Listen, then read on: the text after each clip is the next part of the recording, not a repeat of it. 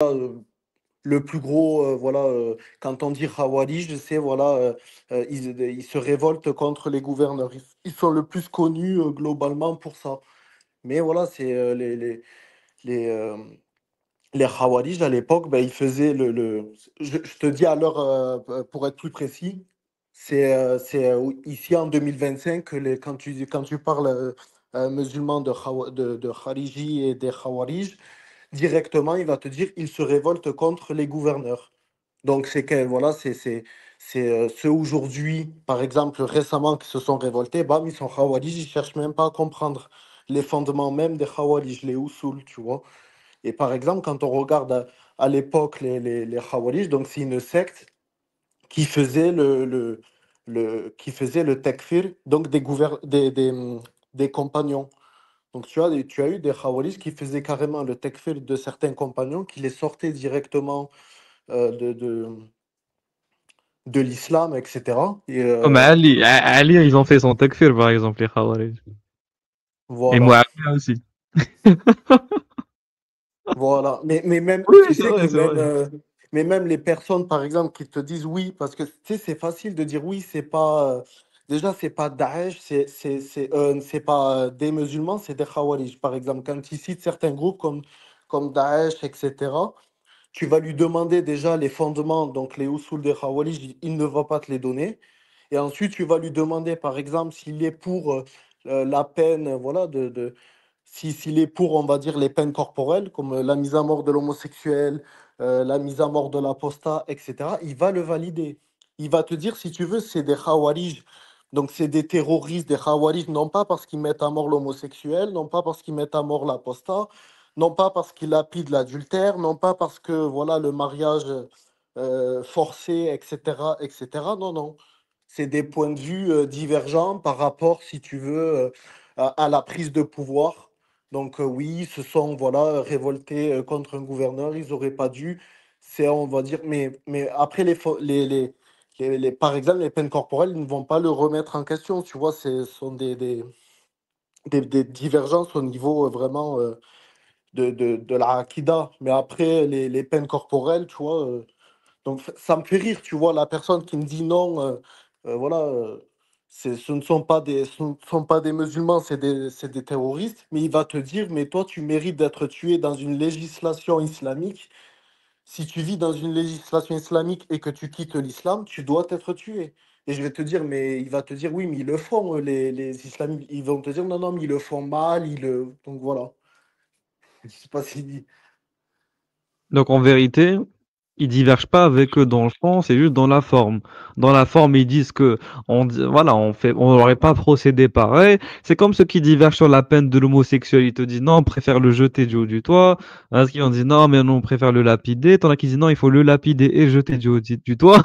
Mais au final, ils vont jamais te dire que la peine de l'homosexuel doit être enlevée ou doit être bannie, jamais de la vie. Voilà. Ils vont juste Oui, oui, diverger sur oui. son application. Mais Et pas si arrêter tu sur, veux, ouais. si tu veux, par exemple, parce qu'après, ils vont te dire, oui, mais tu as eu tu as, parce que c'est facile de dire, oui, mais les Khawarij, donc regarde, les Khawarij, ils sont musulmans, mais encore faut-il déjà prouver que eux sont Khawarij. Et la seule preuve qu'ils vont prendre, si tu veux, c'est l'avis de savants, par exemple, voilà, de savants qui sont à la botte du gouverneur actuel, des gouverneurs qui, entre guillemets, voilà, sont des hérétiques, des hypocrites, ils appliquent même pas la charia. Ils te disent, si tu veux, même, voilà, il me semble que c'était d'ailleurs le roi du Maroc qui voulait modifier, je sais plus, si c'était le Coran ou des hadiths, mais voilà, tu as des gouverneurs et ils te font, voilà. Donc, forcément, par exemple, le savant qui est à la botte du gouverneur, il va pas te dire oui, mais même si c'est halal, il va pas te dire oui, mais voilà, il faut se révolter dans telle ou telle condition. Il va te dire, il va aller, si tu veux, dans la voie de ce que le gouverneur veut dire. Tu vas pas dire, par exemple, quelque chose qui va entrer si tu veux, c'est comme par exemple en Arabie Saoudite. Ça, c'est un excellent exemple, l'Arabie Saoudite. Tu as des centaines de savants qui sont emprisonnés en Arabie Saoudite. Et la plupart de ceux qui ont été emprisonnés, Tu tapes, hein, même sur, tu te renseignes, savants emprisonnés en Arabie Saoudite, parce qu'ils ont dit non, c'est un gouvernement c'est des hérétiques. Ils ont, par exemple, le simple fait, si tu dis que voilà, c'est autorisé de se gouverner, de se révolter contre le gouverneur, par exemple, dont la mécréance est claire et qui appelle à désobéir à Allah, et qui donne même s'il donne hein, les preuves, les dalils, les références, il sera emprisonné. Donc c'est marrant de citer voilà, les savants, mais forcément qui se mettent pas à dos le régime, si tu veux, entre guillemets. Oui, bien sûr, évidemment. Mais par exemple, là, ce que je viens d'afficher à l'écran, Ah, j'avais pas euh, vu. d'après Abu Ghalib, donc Abu Umama al-Bahli, donc a dit concernant les Khawarij, ce sont les plus mauvais qui ont été tués sous les cieux et les meilleurs tués sont ceux que eux ont tués. Ils sont les chiens de l'enfer. Ils étaient certes musulmans et sont devenus mécréants. J'ai dit, ô Abu Umama, ceci est une chose que tu dis. Il a dit, je l'ai plutôt entendu du messager d'Allah. Donc et là, bon, on comprend que le hadith, c'est sûr, il a été inventé. Pour moi, c'est mon avis. Mais en tout cas, il est considéré comme sahih par les sunnites. Et les Kharidis sont une secte égarée qui juge comme musulmans les gens qui commettent des grands péchés et ils se révoltent contre les gouverneurs musulmans. Le problème, c'est comme tu as dit, tu peux pas t'arrêter juste à ces deux principes pour dire qu'un Khariji est Khariji. Les savants contemporains disent que Daesh est un groupe de Khawarij. Ça, le problème, c'est que les savants contemporains, lesquels? Nous, on connaît les Maîtres Ali, les Haddadi et tout, ils vont dire ça. Mais Mais tu as d'autres, compris, voilà, forcément, c'est les sectes voilà. les morjis aussi, etc. Et après, il est bien cet exemple en plus, tu vois, rendre mécréant pour des péchés majeurs. Tu vois, c'est exactement comme le fait de rendre mécréants des compagnons. Moi, je n'ai jamais vu, tu vois, moi, c'est pas pour les rendre légitimes ou quoi, mais les groupes comme Al-Qaïda, etc., jamais je les ai vus dire oui, un tel compagnon, il est mécréant, ou de dire écoute, tu vois, voilà, t'as bu de l'alcool, c'est un péché qui te fait sortir de l'islam, t'es plus musulman. Non, tu bois de l'alcool, tu seras fouetté par contre. Mais voilà, tu seras pas rendu mécréant ou. Après, je Exact. sais plus, tu vois, tu m'avais vu. Ouais, j'aurais dû préparer quelques sources sur les Khawaris, je suis Non, pris un peu à dépourvu, non, non, non, bien sûr. mais même de tête, parce que déjà, quand on dit oui, il y a eu des savants, même à l'époque encore. Parce qu'en fait, je vais être clair là. En fait, il y a deux faussetés. Quand on te dit, si tu veux, tu as été. Parce que moi, souvent, ce qu'on me dit, c'est quoi? C'est, voilà, tu es un terroriste. Donc, déjà, ça, premièrement, c'est faux. J'ai rejoint aucun groupe. Voilà, j'ai jamais été Voilà, condamné je aux voulais que assises. tu, ouais, je voulais que tu viennes sur ça. Ouais, vas-y, Voilà, vas-y. je viens sur ça. J'ai jamais été condamné aux assises, etc. Parce que quelqu'un qui commet un délit, c'est pas un criminel et c'est encore moins un terroriste. Donc déjà, par rapport à ça, il y a une première, voilà, une première diffamation. Et ensuite, bon, quelque chose de, voilà, qui est par rapport à la doctrine islamique, etc., qui est beaucoup moins grave. C'est son affaire. Mais donc déjà, premièrement, ça c'est un mensonge. Mais ensuite, dire oui, tu es terroriste. Et en plus de ça, ces terroristes, ils ne sont pas musulmans, ils sont khawarij. Ben, excuse-moi de te dire, c'est facile de dire ça, sachant qu'il y a, voilà. C'est facile de dire oui, mais je sais pas, un tel est Khawarij. Mais par contre, ce n'est pas Khawarij de couper la main du voleur, ce n'est pas Khawarij de lapider l'adultère, ce n'est pas Khawarij voilà, de tuer l'homosexuel, ce n'est pas Khawarij, tout ça, si tu veux. Donc c'est facile de dire oui, c'est Khawarij parce que ils se sont voilà, révoltés. C'est Khawarij parce que moi, je te cite le savant Nawawi qui a vécu qui a vécu des centaines et des centaines d'années avant que Daesh vienne. Donc c'est totalement ubuesque. Et en plus de ça, quand tu cites normalement des savants, etc., ben, tu précises au moins... euh, parce que tu vois, j'avais vu un moment un trade qui disait oui, Khawarij, etc., qui citait quelques savants. Mais pourquoi tu t'arrêtes là? Pourquoi tu cites pas aussi les savants qui ont dit que les Khawarij sont des musulmans? Sont des mauvais musulmans, mais des musulmans quand même. Tu sais, quand tu cites des savants de l'époque, tu vois, comme voilà, Nawawi, etc., bien avant Daesh, etc. Donc déjà, voilà, ils ont pas prédit qu'il y aurait eu cet État islamique. Ça, c'est l'interprétation personnelle actuelle de certains qui te prennent les savants et qui te font un collage comme ça alors que ça colle pas. Mais quand tu cites, mais si tu le fais déjà, tu vois, c'est faux. Mais en plus de ça, mentionne la divergence, dit, voilà, dit que cet avis ne fait pas unanimité. Et en plus de ça, voilà, c'est un mot, c'est fourre-tout si tu veux. C'est trop. Ça, aujourd'hui, c'est l'étiquette quand tu parles d'un terroriste. Ah, mais c'est un Khariji. Pour éviter de dire les problèmes, ce qui pose problème, en fait, dans Voilà. l'application Et des textes qu'il fait. Mais en plus, ça, c'est un petit détail. Mais tu sais que même Ibn Taymiyyah, il me semble, qui disait, même lui à l'époque, même lui qui de son vivant à l'époque, les gens du faux, il disait aux gens de la vérité, vous êtes des Khawarij. exactement, c'est ça, Et même c'est ça. et on parle de Ibn Tamiya parce que on a voilà dans la même famille Ibn al-Qayyim, il disait la même chose. Les Khawarij, c'est quelque chose d'étrange. On désigne ceux des Khawarij qui suivent le Coran et la Sunna. Pourquoi on ne cite pas ses avis aussi, si tu veux être honnête?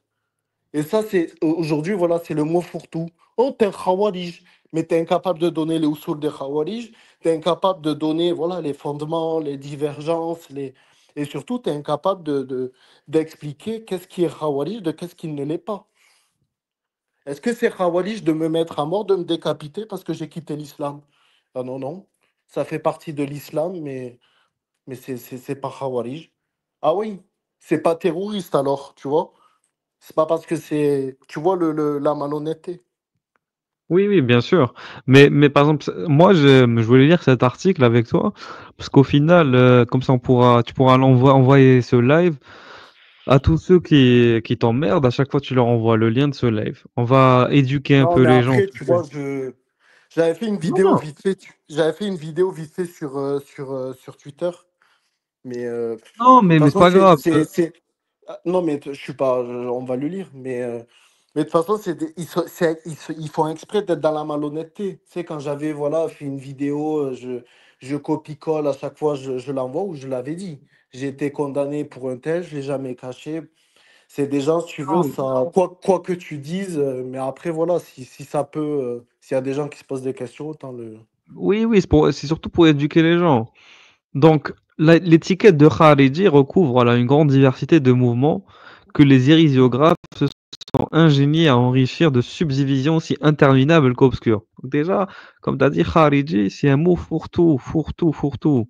Voilà. En ce sens, voilà, regarde, par exemple, là, on va juste lire ce qu'il y avait avant. Ils te disent, Dis-toi, ça, c'est le sujet préféré des Salafis aujourd'hui, parce qu'il n'y a que les Salafis vraiment, tu vois, qui en parlent. Et propose, tu vois, le test, tu dis à un Salafi, viens, on va débattre de la notion des Khawarij. Jamais il te dira, on va débattre de ça. Il sait que tu en as pour des heures et surtout, tu lui poses la question, est-ce que c'est Khawarij de tuer l'apostat? Non, tu vois. Non. bah non, pas du tout, pas du tout. Mais regarde, que range-t-on exactement sous ce vocable? Des formes profuses et diversifiées de rébellion et de contestation de leurs dominants, incarnées pendant des siècles par le califat. La notion de khuruj, c'est-à-dire quoi khuruj pour les gens qui comprennent pas l'arabe? Ça veut dire le fait de sortir, de quitter un groupe, de s'éloigner des rangs de la majorité. C'est la dissidence en somme. Cet arrachement n'était pas forcément perçu de manière négative puisque le verbe est par exemple employé dans le Coran pour dire l'idée de sortir du combat pour s'élancer pour une cause juste. Au combat, excusez-moi, sortir au combat pour de s'élancer pour une cause juste. Au cœur de l'ère califale, donc entre le 7e et le 10e siècle, cette notion a cependant joué un rôle idéologique central pour toute nébuleuse de groupes politico-religieux qui contestaient l'autorité. Et la légalité du pouvoir est partagée une conception anti-absolutiste et anti-impériale du gouvernement. Donc pour ces rebelles, il fallait justement sortir des rangs afin de lutter contre les imams de l'injustice.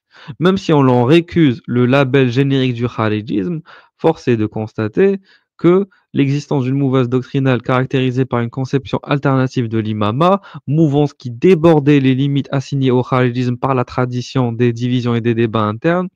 Donc face à ce défi, le pouvoir impérial omeyyade puis abbasside a érigé le kharijisme en catégorie repoussoire, donc poubelle.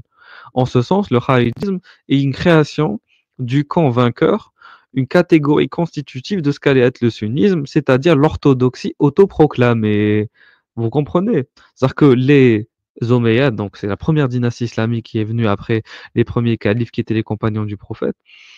Et ensuite, il y a eu les Abbassides, ensuite, il y en a eu plein d'autres. OK? Et ce qui se passe, c'est que ces deux principales dynasties ont constitué l'orthodoxie sunnite qu'on connaît aujourd'hui, les bases en tout cas. Bien sûr, c'est une orthodoxie autoproclamée. L'orthodoxie, elle est toujours de toute façon autoproclamée. Chaque mouvement prétend être le plus juste, le plus authentique, le plus orthodoxe. Il y a toujours un premier et une fin, quoi. Pas d'accord, il devient kharijite. C'est pour ça que, comme Daesh, c'est pas, on va dire, le mouvement qui a gagné, c'est pas eux qui constituent ni la majorité, ni comment dire, l'État le plus fort islamique, puisqu'il n'existe pas de toute façon maintenant, ni voilà, c'est pas le courant en gros qui a prédominé, qui s'est le plus propagé, ok? Donc c'est le courant le plus marginal et minoritaire. Donc à partir de ce moment-là, il devient khariji, voilà. Vous comprenez, c'est tout. Mais Ensuite. tu sais, ça, ouais, enfin, vas-y, je te laisse finir. Non, non, non, non, ouais, donne ton avis, vas-y, je t'en prie, je Ouais. t'écoute. Je te disais en plus, non, ça me venait en tête parce que ça me fait vraiment rire, tu sais, les ignorants là qui te disent oui, mais en plus, tu sais, le mec là qui va partir, je sais pas, combattre en Syrie ou même des savants, tu vois, voilà, de Daesh, etc. Ils ne connaissent même pas les 5 piliers de l'islam, ils ne connaissent rien à l'islam, ils connaissent même pas le Coran. Donc, je voulais juste dire par rapport à ceux qui disent ça, qui tapent sur Google, qui se renseignent Turki El Binali. C'est un savant, voilà, de l'État islamique. Et c'est un savant, déjà, il a été emprisonné déjà début année 2000. Voilà, il commençait enfin, ils se renseigneront sur lui, mais je tenais quand même à dire une anecdote. Je crois que c'était en 2007. Il a été emprisonné, je crois que c'était en Égypte, de mémoire, je sais plus. Il a été emprisonné. Et voilà, étant donné que c'est quelqu'un voilà, qui a une énorme, une énorme connaissance voilà, des textes, etc., il y a des savants du monde entier qui sont venus débattre avec lui. Et suite à ces débats, ils l'ont libéré. On dirait c'est un film raconté comme ça. Ils ont fait venir J'avoue. des savants du monde. Je te jure que c'est vrai, ils ont fait venir des savants, tu vois, de cette mouvance. Après, Salafi, parce que c'est les Salafi djihadistes, lui. Mais voilà, ils Ok. ont fait venir des savants Salafi, etc., pour débattre avec lui. Et tellement, si tu veux, qu'il a été convaincant, donc c'est des gardiens qui ont fait venir des savants, tellement qu'il a été convaincant, ils l'ont relâché. Et après, on l'a retrouvé on l'a retrouvé dans les membres de l'État islamique. Il a écrit de nombreux ouvrages où voilà, il expliquait le tawhid, le désaveu du tarout, etc., etc. Et, tu vois, donc par rapport à ça, non, c'est pas ceux qui partent et ceux qui voilà, écrivent des livres pour ces mouvances-là. C'est pas, ils ne connaissent même pas les 5 piliers de l'islam. Ils ne connaissent pas les 6 piliers de la foi, je sais pas quoi, il faut arrêter, quoi. C'était juste une petite anecdote, mais tu peux continuer. Non, non, non, c'est intéressant. Que j'allais dire? Oui, donc du coup, ils te disent l'étiquette du khalijisme recouvre une grande diversité de mouvements, que les hérésiographes sont ingénieux à enrichir de subdivisions aussi interminables qu'obscures. Pour bâtir une histoire objective de ces courants, il faut s'atteler à la déconstruction d'un régime discursif puissant et replonger au préalable dans le chaudron bouillonnant de la fitna, cette matrice d'historicité qui a durablement façonné la dramaturgie politique et religieuse de l'islam. Voilà, en gros, il utilise des mots très, très compliqués pour rien. Tout ça pour dire que être haredi, c'est pas si facile et simple à définir, parce que historiquement parlant, l'orthodoxie islamique sunnite a tout fait pour cacher les points obscurs de l'histoire où les califes s'entretuaient, les musulmans sont divisés, et inventer un faux ennemi qu'on appelle le kharijite, l'ennemi de l'intérieur, celui qui a causé la merde. Voilà. Salut Yanis. Donc, Salut, ensuite, la salut. tradition. Donc, Ouais, oui, et juste 2 secondes par rapport à ce que tu dis, parce que ouais, aujourd'hui, quand tu dis un tel est khalijite, tu vas dire ah oui, pourquoi? Il va dire il se révolte contre le gouverneur. Mais si tu veux vraiment citer les fondements, donc les usul des Khawarij, mais t'en as, comme tu dis, pour des heures. T'en as c'est pour ça. des heures. Citer vraiment les fondements et tout. Tu peux pas dire un tel est Khawarij parce qu'il s'est révolté. En plus, tu vois, dans une époque où les gouverneurs ne sont plus les mêmes que ceux d'hier, etc. Non, c'est, comme tu dis, c'est vraiment le mot fourre-tout, quoi. C'est ça, hein. Et du coup, ils te disent quoi? Ils te disent que les sunnites, et on va revenir à la base de la base, d'où viennent ces putains de kharidjites. Les Khalides viennent de la bataille de Siffin. Voilà, la bataille fondatrice en 657. Donc les Kharijites, c'est ceux qui ont hérité directement de ceux qui sont sortis de l'armée de Ali pour s'opposer à l'arbitrage, qui selon eux bafouait le principe de transcendance absolue du jugement divin, exprimé par le slogan La hukma illa lillah. Donc il n'y a d'autre jugement que celui de Dieu. Il n'y a que Dieu en gros qui peut décider. Man lam yahkam, man la yahkam. Retirer, oui. Attends 2 secondes, je veux juste dire, j'ai retiré le texte sans faire exprès, j'ai sur mon portable, j'essaie de cliquer avec mes gros doigts, j'ai retiré le Attends, texte que attends, tu as affiché. Désolé. Des attends, passages, bonsoir à tous. salut. Yanis Fractal ce soir. Tu voulais fracturer le live et t'imposer. Voilà, Euh, c'était en moi, j'ai fracturé le live une fois en moyenne. Pas de souci. Mais toi, tu veux vraiment parler de ça?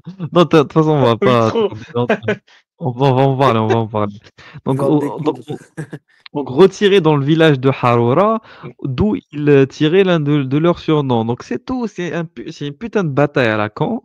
Il y a des gens, ils sont sortis de l'armée de Ali. C'est des sortes de déserteurs. Et à la fin, ils ont fini par se rebattre contre Ali pendant la bataille de Nahrawan, qui joue pour le camp anti-califal un rôle mémoriel comparable à Karbala pour les chiites. Donc, le récit avec ces... Oui, oui. Donc, en gros, ceux qui hier se sont révoltés contre le gouverneur, carrément, ben, le calife promis au paradis, Ali. Ali, ceux qui se sont révoltés contre un calife promis au paradis, on dit ce sont exactement les mêmes que ceux d'aujourd'hui qui se révoltent contre des gouverneurs, qui font la guerre contre des musulmans, qui boivent de l'alcool. Et Oui, alors que ça n'a aucun sens. ça n'a aucun. Ouais. Parce que, en fait, pourquoi? Parce que Ali, comme tu as dit, c'est littéralement l'un des compagnons préférés du prophète. C'est littéralement un calife de l'islam, en tout cas pour les sunnites. C'est littéralement quelqu'un qui est très important d'un point de vue du fiqh, de la jurisprudence islamique et de la théologie. Il a rapporté des hadiths. Donc, c'est une référence dans l'exégèse, c'est une référence à Ali.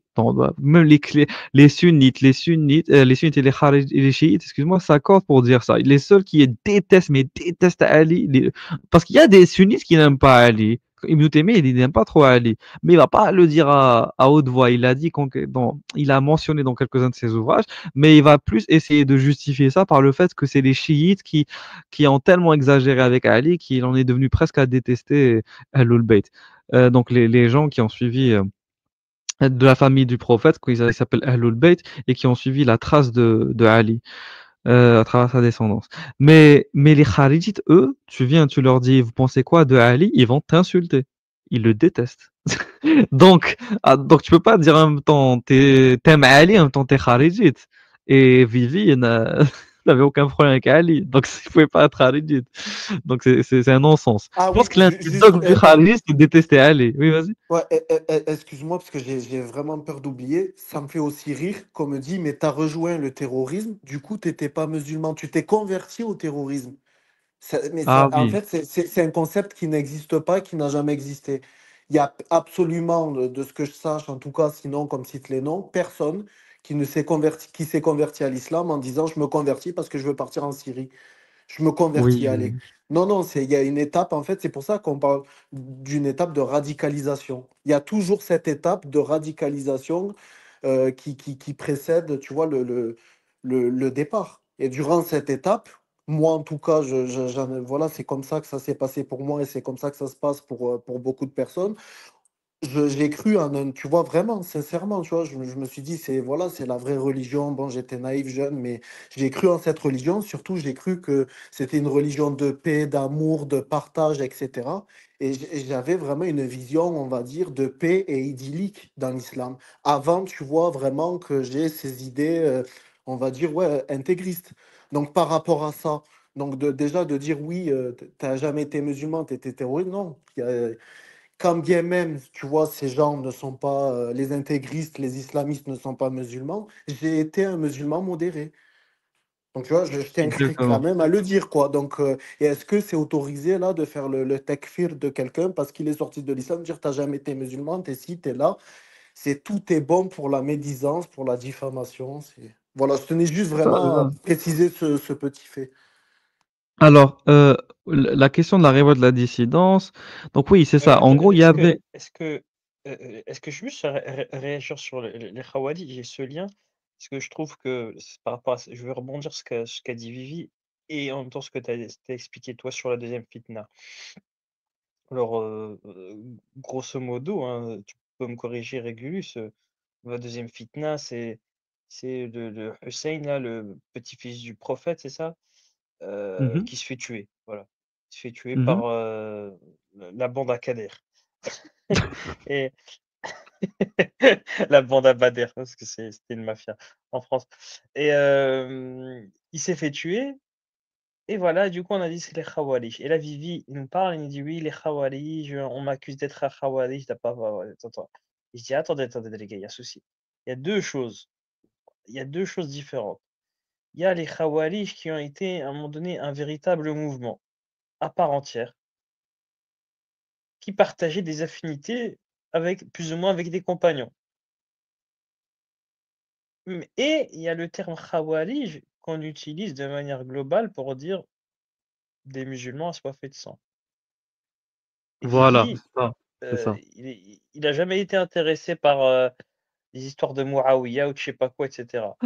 Quand certains disent, Khawarij, c'est pas pour ça. C'est juste pour le dire: «Tu es un tueur de musulmans». Mais attendez les gars, maintenant je mets un gros stop.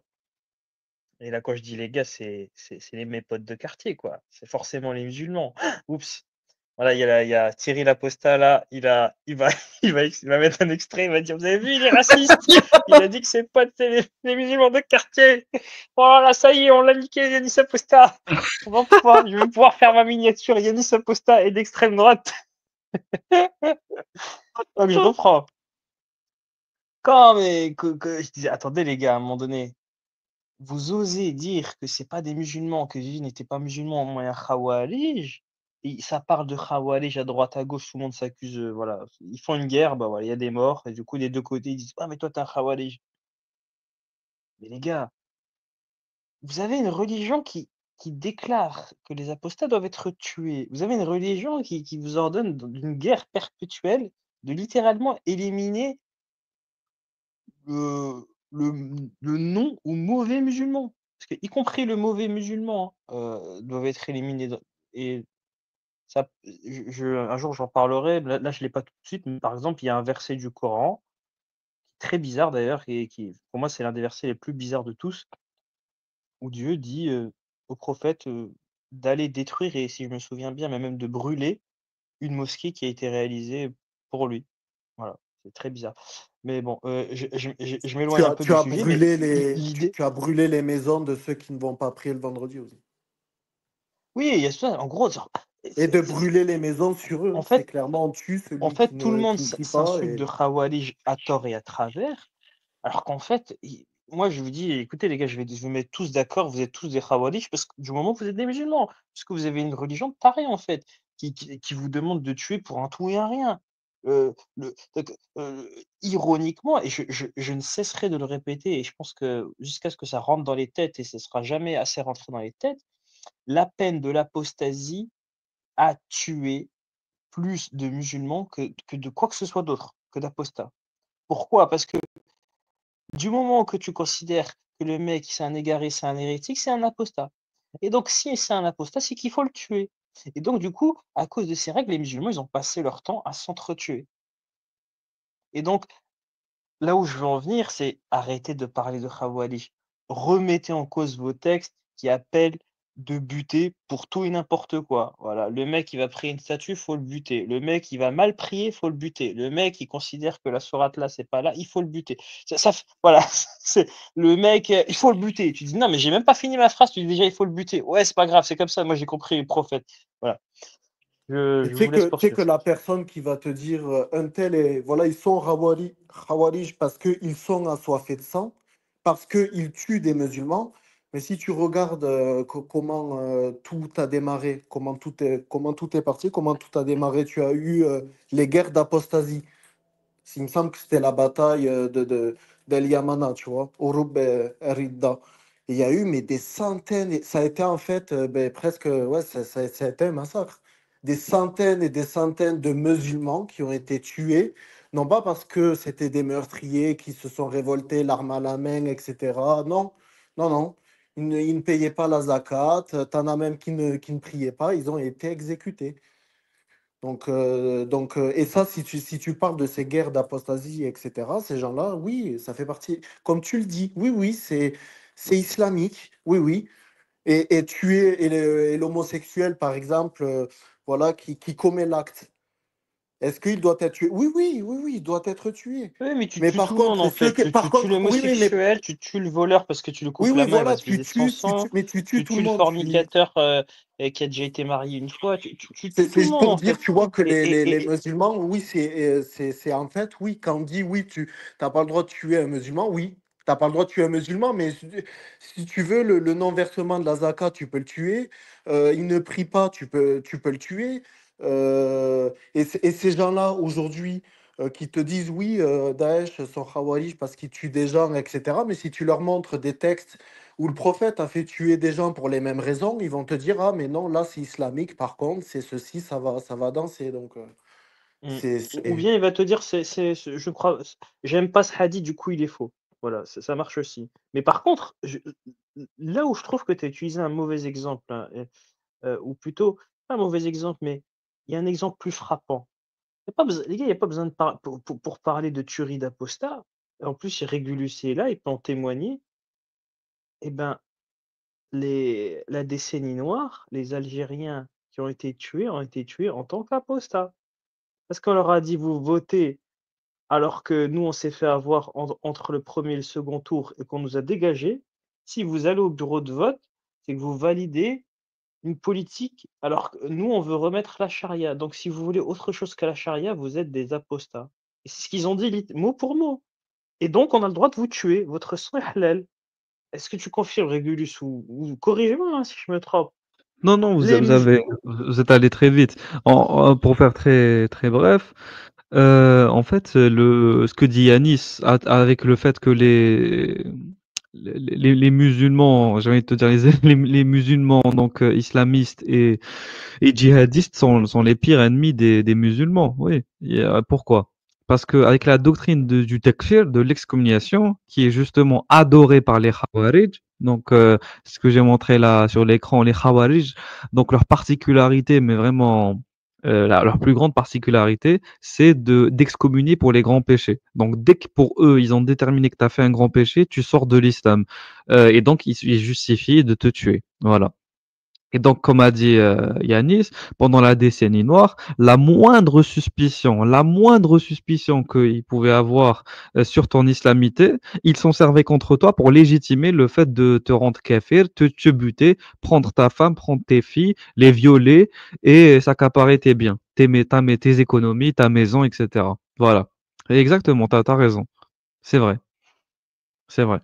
Après, là, c'est vraiment un exemple, c'est récent, c'était hier. Sur l'échelle de l'histoire, c'était hier. Mais c'est quand même assez incroyable que ça a commencé juste après la mort du prophète. Tu avais Mm, Abu Bakr qui a fait tuer des musulmans, tu as Ali qui a fait brûler des hérétiques. Et ça se répète et ça ne s'arrête pas en fait, parce que l'islam, ben, voilà, il est valable en tout temps et en tout lieu, et du coup, l'islam est expressif depuis sa venue. Donc, jusqu'à aujourd'hui, la décennie noire, là récemment, ben, Daesh, etc., et encore là, les islamistes, et ça continuera mm. en fait. Donc, Encore plus c'est pour récemment, ça que durant le ramadan, il y a un mec qui ça a s'est fait planter. démarré très loin en arrière déjà. Je crois que c'était à Et Nice, vas-y, il y a vas-y. un gars qui s'était fait planter parce qu'il buvait une bière dehors, je crois, dans un parc. Et je crois même qu'il est mort, hein, d'ailleurs. Et la vidéo, elle était horrible. Il hurlait, il disait arrête, arrête. Et il s'est fait planter juste parce qu'il buvait pendant le ramadan. Donc voilà, c'est des En choses. France, en Mais plus, moi, je oui, trouve oui, que. c'est en France, ça, en plus. Ah oui, oui, c'était en France, oui, oui. Et voilà, moi, je trouve que c'est important quand même de Attends. souligner parce que. Pardon? Non, c'est juste que moi j'aime bien argumenter avec des preuves. Et c'est juste, finis ta phrase après, je parlais d'un truc. Vas-y. Il est important de souligner, parce que pour moi, c'est quelque chose qui est mis trop vite sous la table, et même personne n'en parle. la décennie noire et la peine de l'apostat sont liées. Oui, Les oui, bien sûr. Algériens ont été tués en tant qu'apostats. Ils ont Et été tués moi, en tant franchement, j'ai jamais qu'apostats. entendu. Oui, oui, c'est vrai. Je vais me jeter des fleurs, mais j'ai jamais entendu personne le dire en fait. Oui, je Non, le non, non. répète parce que je trouve Après, que ce lien n'est pas fait en fait. Et il n'est pas assez fait. et Oui, les gens, oui, oui, ils oui, en oui. parlent pas assez. Et, et, Et et des c'est fois, des sunnites, les gens. En fait, il y il a un faut sort de comprendre que, non-dit. Yanis, merci d'avoir pointé quelque chose d'important. Oui, comme tu as dit, les Algériens qui ont été tués ou blessés, etc., l'ont été parce qu'ils ont été considérés comme hérétiques, donc apostats, Zanadiqa et Malahida et Murtadine. Mais il y a également cet aspect que tu as soulevé tout à l'heure par rapport à ce que disait Vivi, quand tu as dit que il y a les Kharizis qui sont un mouvement à part, qui eux aiment faire le takfir, mais le principe du takfir, il est présent chez les sunnites aussi. Sauf qu'en fonction du courant, tu as des sortes de laxistes sunnites, dans le sens où ils vont être plus permissifs, et tant mieux pour nous, j'ai envie de te dire, et tu as des sunnites qui vont être plus rigoristes. Hein. Mais le Voilà. principe même du takfir, il existe chez les sunnites aussi. C'est juste qu'il est tellement exagéré chez les kharijites, donc on va dire, ah, c'est kharijite. Non, c'est pas vrai. Les sunnites aussi font le takfir. Et justifient aussi ta mort par le fait que tu sois mécréant. Donc c'est totalement faux de réduire le takfir aux kharijites. Il est aussi présent chez les chiites et même chez les chiites, je vous le dis, même chez les chiites. Voilà. Mm. Et rapidement, Mais Yanis, tu as parlé. Oui, est-ce que je peux moi aussi rebondir juste sur ça encore vas-y, plus vas-y. rapidement? Allez, les gars, on fait un concours. Et, et ben, Amir Moïdi a bien résumé la situation. Il a dit l'islam est né dans la guerre et il y a un truc incroyable qui s'est passé, c'est qu'il y a eu, de mémoire, 4 siècles de guerre civile. 4. Et il disait c'est énorme parce qu'il y a eu une Oui, guerre oui, oui, civile c'est quasiment vrai. permanente en fait. Je sais pas si vous vous rendez compte, 4 siècles. Et alors ça, c'est un impact.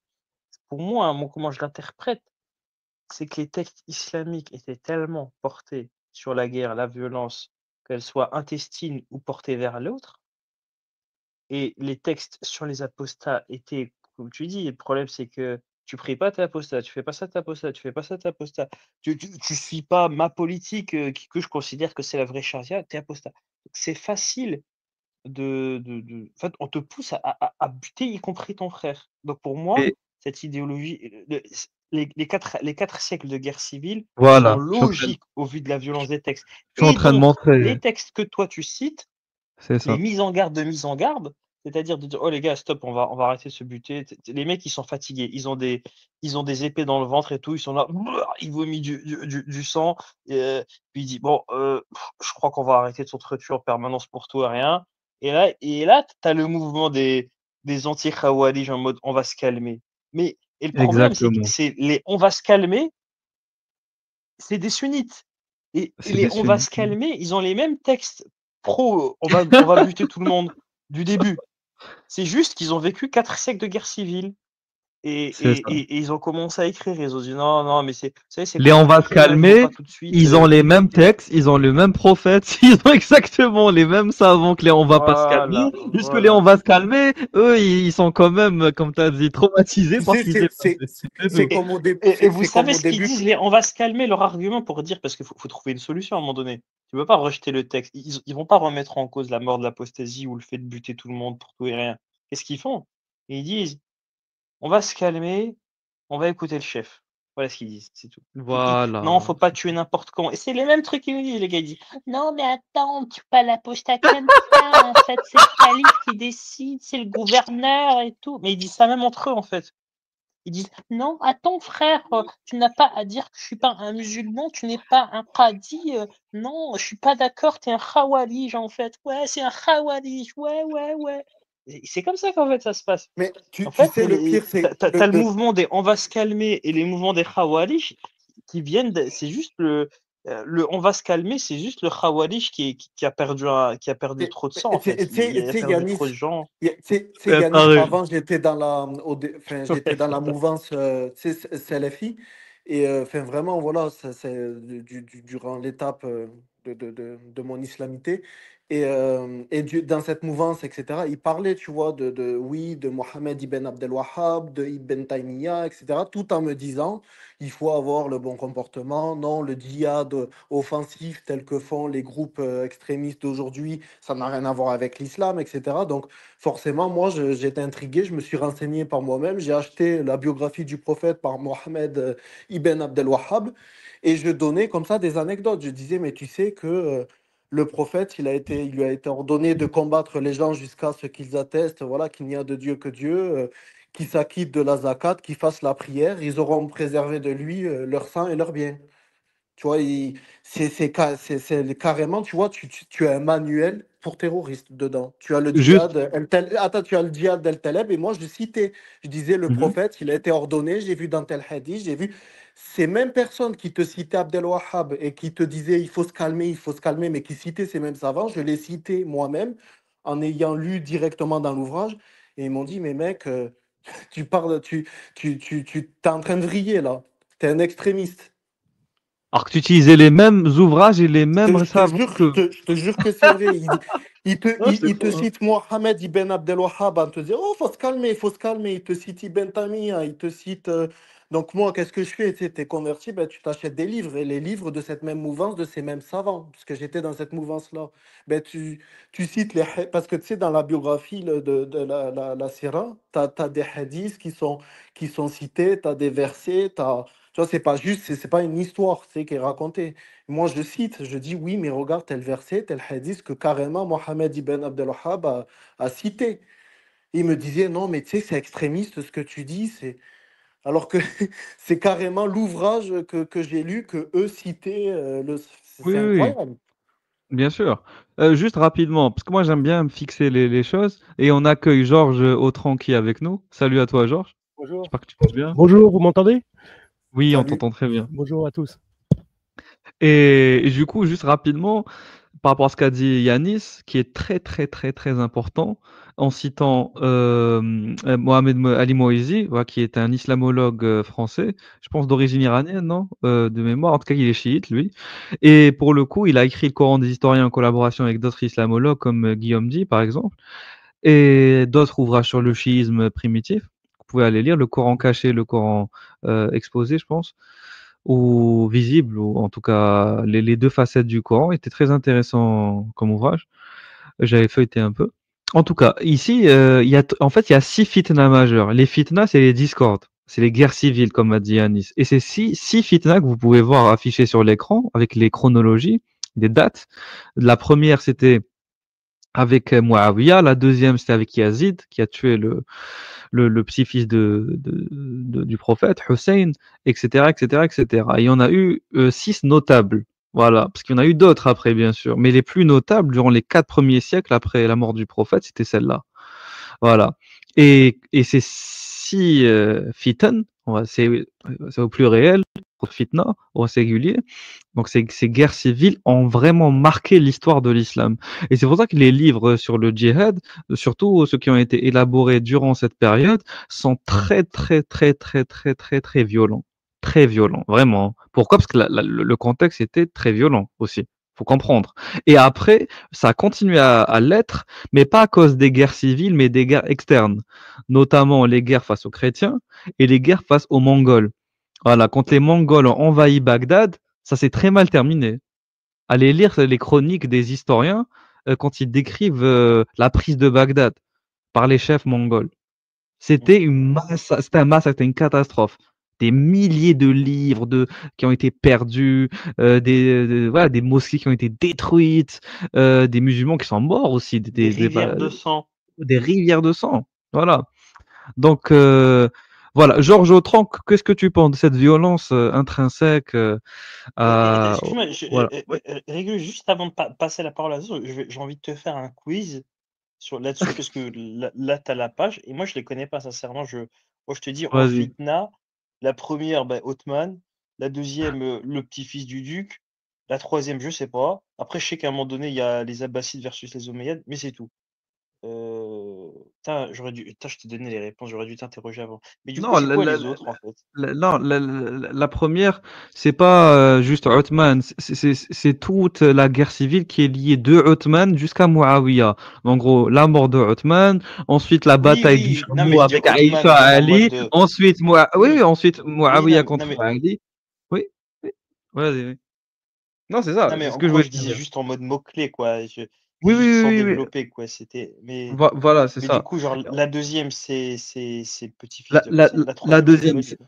la deuxième, voilà, c'est le petit-fils de Othman. C'est Othman, parce que le petit-fils de Muawiyah. Là, je commence à fatiguer. Le petit-fils du prophète face au fils de Muawiyah. Merci, enfin. La troisième fitna, je pensais par rapport au.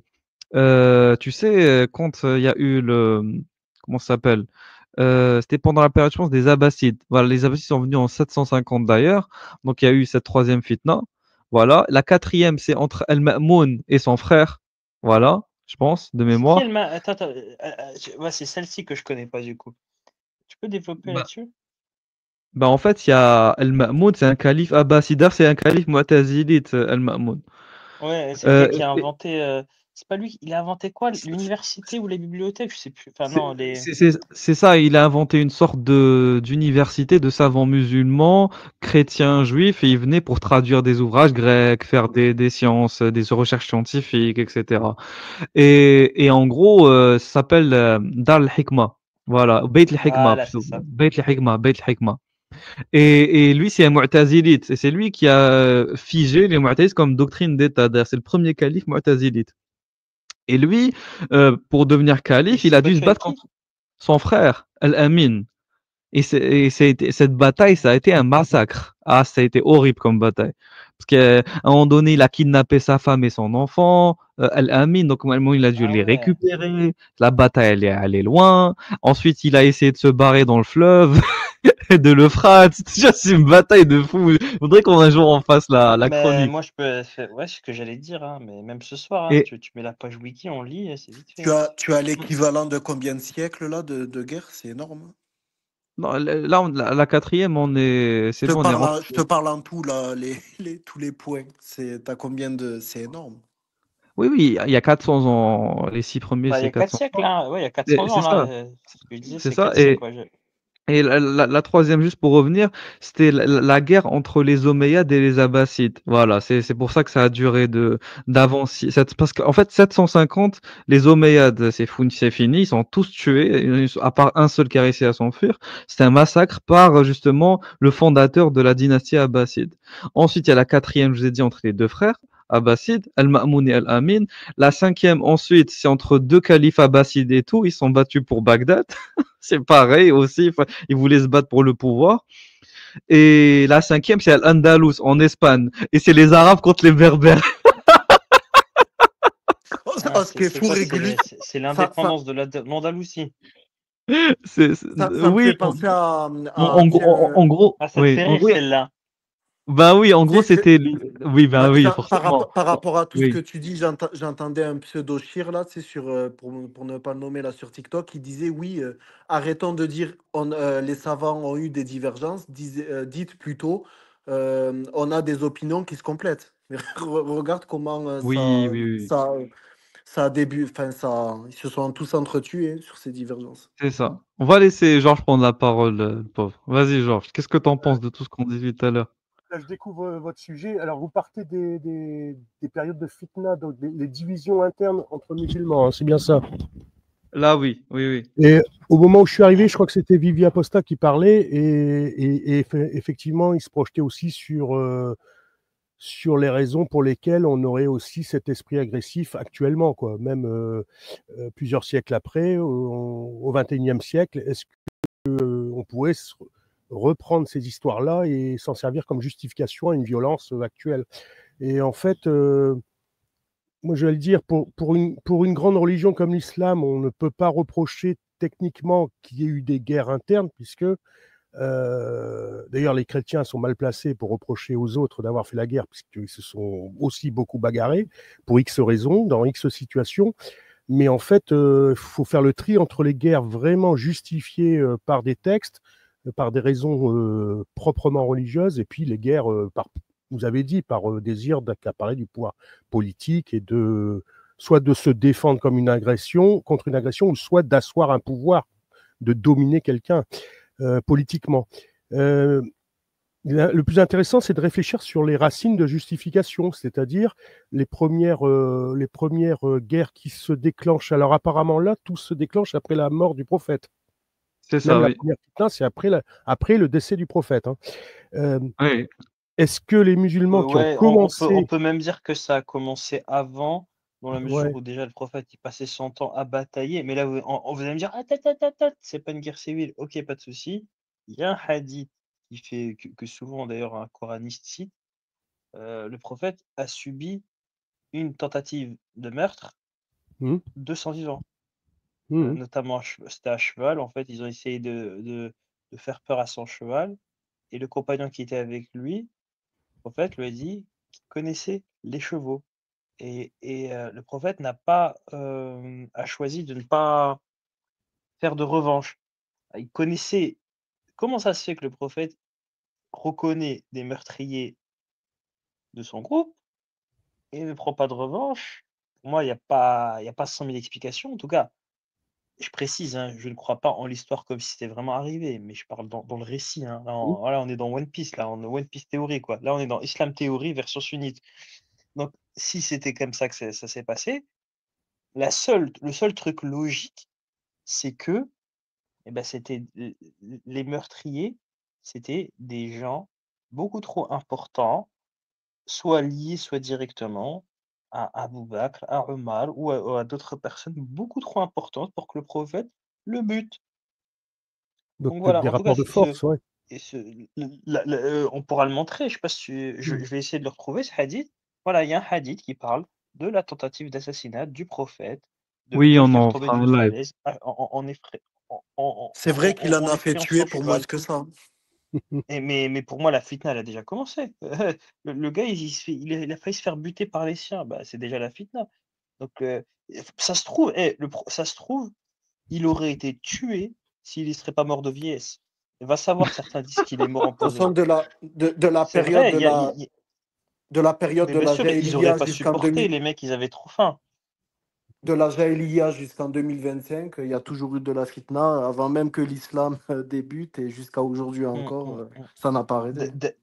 D'ailleurs, Ella Wardi, elle cite un hadith qui est très rigolo ou dérangeant, en tout cas, c'est selon, où le prophète, quand on lui apporte de l'eau, il l'a fait tester. Il dit: «Bois-en toi avant». Le mec, c'est super proche, c'est super sahaba.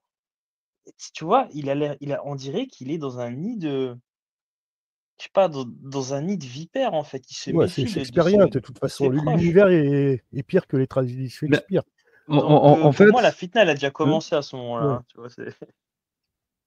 Mais ce que tu disais, Séganis, hein, tu ouais. parlais d'un cas où le prophète n'a pas osé finalement riposter parce qu'il a senti qu'en face de lui, il y avait un rapport de force peut-être plus important. Finalement, il est déjà dans le principe que quand ce qui est en face est plus fort, eh bien, on s'écrase et Ah, mais c'est on agresse coranique, ça, parce qu'on sait qu'on va vaincre, en fait. C'est ça, hein. c'est coranique, Mmh. c'est C'est coranique. coranique, c'est le principe du Ah Coran. oui, Donc oui, déjà, oui. ce principe-là est appliqué à la base. Ah ouais. Mais il l'a fait C'est plusieurs coranique. fois, hein. Si tu veux un autre exemple de ce genre, les mecs qui se sont foutus de la gueule de Aïcha en disant qu'elle l'avait trompé. Et il y a un des mecs, c'était un notable. Et ils ont été punis de 80 coups de fouet, sauf lui. Voilà. Bah, le prophète était juste, en fait, il était juste impuissant, c'est tout. Et il était déjà, entre guillemets, «le chef» de cette communauté. Mais voilà, il devait faire de la politique. C'est incroyable quand même. Ouais, C'est-à-dire donc que c'est du poids à mesure. Ouais, c'est ça. Le Coran parle de cet épisode et promet le feu et blablabla. Et l'élu de Dieu représente l'émissaire de Dieu, le viscère de Dieu sur terre. Bah, il est incapable de faire sanctionner le verset qui parle de ce gars, parce qu'il est trop fort. C'est d'un ridicule. Pour répondre, il y a beaucoup de choses que je veux afficher. Et après, juste pour répondre à Ézéchiel, même si lui, il nous fait pas donc l'amabilité et le respect de monter, après nous avoir posé 10 000 questions. Mais je vais quand même lui répondre à une question, il n'y a pas de souci. Je vais lui montrer la preuve en direct. Donc il y a quelqu'un qui a... parce que même moi je me posais la question, c'est pour ça que je me permets de le faire. Est-ce que les parents du prophète sont morts mécréants? C'est une bonne question en vrai. L'avis Ah, très correct des bonne.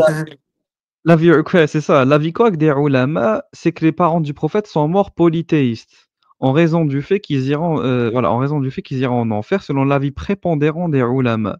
En effet, un homme demanda au prophète: Où ira mon père? Le prophète lui répondit: Ton père ira en enfer, sans pression. L'homme partit ensuite et le prophète le rappela, et puis lui dit: Ton père et le mien iront en enfer. Genre, ça va, le mien aussi, t'inquiète, frérot. Il est dark le prophète, il est sombre, sombre, sombre, sombre. T'inquiète, mon père aussi. T'inquiète pas, mon père aussi. Voilà. Donc, Imam Nawawi, qu'Allah hein, a dit en explication de ce hadith indique que celui qui décède mécréant ira en enfer et que ses proches ne lui seront aucune utilité. Voilà. Donc, tu as ta réponse, Ézéchiel. C'est pas un mensonge qui a été inventé par les athées. Euh, c'est, voilà. C'est vraiment islamique. En tout cas, chez les sunnites. Chez les chiites, peut-être qu'ils ont... Parce que je sais que des fois, les chiites, ils vont te dire que non, c'est pas vrai. Les parents du prophète, ils sont allés au paradis aussi. Ils ont eu la révélation d'une certaine manière. Je sais pas. Ils étaient dans parce qu'en fait, dans le Coran, il y a un principe, c'est l'ahnaf. Ok, la voie Hanif, comme Abraham qui était Hanif, voilà, c'est une forme de proto-islamité, de monothéisme, proto-monothéisme, avant qu'il soit parachevé par Mohammed. Et ils vont te dire que les parents du prophète étaient dans ça, étaient dans ce mouvement de la Hanifiyya, voilà, et pas Hanafiya. Voilà. En tout cas, pour revenir sur les siècles, en fait, vous parlez tous d'un coup, vous êtes tous d'un coup, j'adore. C'est fou, hein. Non, parce que Donc, mais la racine, elle est première. La racine première, c'est que dans le modèle même du prophète, on a des témoignages qu'il a utilisé directement la violence pour des raisons qui lui estimait toujours religieuses en tant que prophète. Mais enfin, tous les musulmans qui, plus tard, même après son décès, ont dû gérer leur situation politique ou vraiment religieuse, ils ont pu quand même toujours se servir du modèle initial du prophète qui a usé de violence. C'est ça le fond du problème. Le modèle parfait du prophète inclut aussi l'usage de la violence directe. C'est pas Gandhi ni non, Jésus, quoi. non. Un disciple de Gandhi au XXIe siècle, pour pas parler de l'exemple de Jésus, je dirais que je suis un disciple de Gandhi et je me mettrais à agresser quelqu'un, on pourrait me dire tu n'es pas conforme à ton modèle initial. Pourtant, tu te Oui, prétends gandhiste, mais tu agresses, tu es violent. Bon, dans ce cas-là, ne te déclare pas disciple de Gandhi.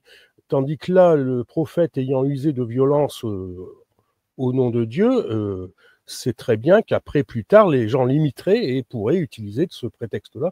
Donc, toujours du prétexte de Dieu pour utiliser de la violence. C'est ça la racine fondamentale, c'est celle-là. c'est ça. Elle est dans le problème du modèle du prophète, en fait. C'est ça, c'est au cœur du principe du modèle du prophète. Le prophète et les compagnons, puisque au final, les musulmans, Ah oui, les pourquoi? compagnons aussi, oui. S'ils sont Parce que, autant montrés en modèle aux fidèles. oui, parce que les compagnons sont donc ceux qui ont vécu près du prophète et qui sont donc ceux qui peuvent le mieux interpréter ses propos. Voilà. Parce que pourquoi il y a une histoire d'Axe, ok, il a agi d'une certaine manière, mais après on pourrait te dire oui, mais lui c'est le prophète, donc s'il agit comme ça, on n'est pas obligé de faire comme lui. Parce que des fois, ce qu'on appelle khususiyat nubuwa, c'est les particularités prophétiques. Tu sais, de fait qu'il est prophète, il a des exceptions, il a des choses qui se rapportent à sa fonction de prophète. Exemple, il s'est marié avec plus de 4 femmes. Toi, tu peux pas te marier quand tu es musulman avec plus de 4 femmes. Lui, il peut. Pourquoi? Parce que c'est le prophète. Voilà. Donc, T'as un autre exemple aussi. Si le oui. prophète te dit fils de pute, c'est une bénédiction. Par contre, Oui, si un c'est vrai. musulman le dit, Si le c'est un prophète, péché. oui, si le prophète te maudit, ça passe. Parce qu'il est le prophète. Par contre, toi, t'as Maudire pas et le droit. l'insulte, hein, carrément. L'injure, Voilà. il Oui, peut oui, oui. Et l'injure te aussi. Oui, traiter de oui, tous même les l'injure. noms, ben, c'est incroyable. Voilà, même l'injure, exactement. Donc, tu vois, il y a des choses que le prophète peut faire et pas toi en tant que musulman, Mhm. si tu l'es. Et en tout cas, par contre, oui, il y a des choses que bien sûr, en tant que prophète, il est obligé de te prodiguer en termes d'enseignement et tout, à travers son comportement. C'est quand même comme tous les prophètes qui ont précédé, il est quand même censé quand même te donner des clés pour bien te comporter selon la volonté de Dieu. Mais le problème, c'est par rapport à ce qu'il dit. Tu comprends? C'est-à-dire que ce qu'il dit est ambigu des fois et équivoque. Et comment tu fais pour savoir ce qu'il a voulu dire par telle expression en arabe et tout? Bah, tu dois forcément suivre ce qu'ont fait les compagnons et ensuite suivre ce qu'ont fait les suiveurs des compagnons. En gros, les deux premières générations, les trois premières générations après la mort du prophète. Et c'est ça qui fait que, en vrai, il n'y a pas que le prophète que tu dois suivre, c'est l'ensemble de tous les savants compagnons des trois premières générations que tu dois suivre. Voilà. Bah, prenons le cas de Abou Bakr. C'est le premier converti, enfin, il a été converti rapidement, dès les premiers. Hein. Il fait partie des premières conversions. C'est bien ça? Oui, il y a divergence sur qui s'est converti à Non, l'islam c'est le pas premier. forcément Oui, le premier, mais oui, dans oui, les oui, 5 premiers. Hein. oui, oui, oui, oui, oui, Quand oui. on étudie dans la biographie vraiment le récit de sa conversion, elle est spectaculaire parce que lui, Mohamed lui dit quelque chose, il le croit sur la base de la confiance qu'il avait déjà en Mohamed. Il croit tout, absolument tout ce que lui dit Mohamed sans aucune opposition. Donc il est considéré comme un converti radical dès le départ. Hein. On est d'accord? C'est ça, c'est Bon, ça, c'est ça. Ah, alors ouais, ouais, ouais. justement, donc après il fait partie du noyau des fidèles. Enfin, c'est un des plus forts compagnons, Abou Bakr. Oui, oui, oui, bien sûr. Par contre, il n'a pas sur lui-même le statut de prophète.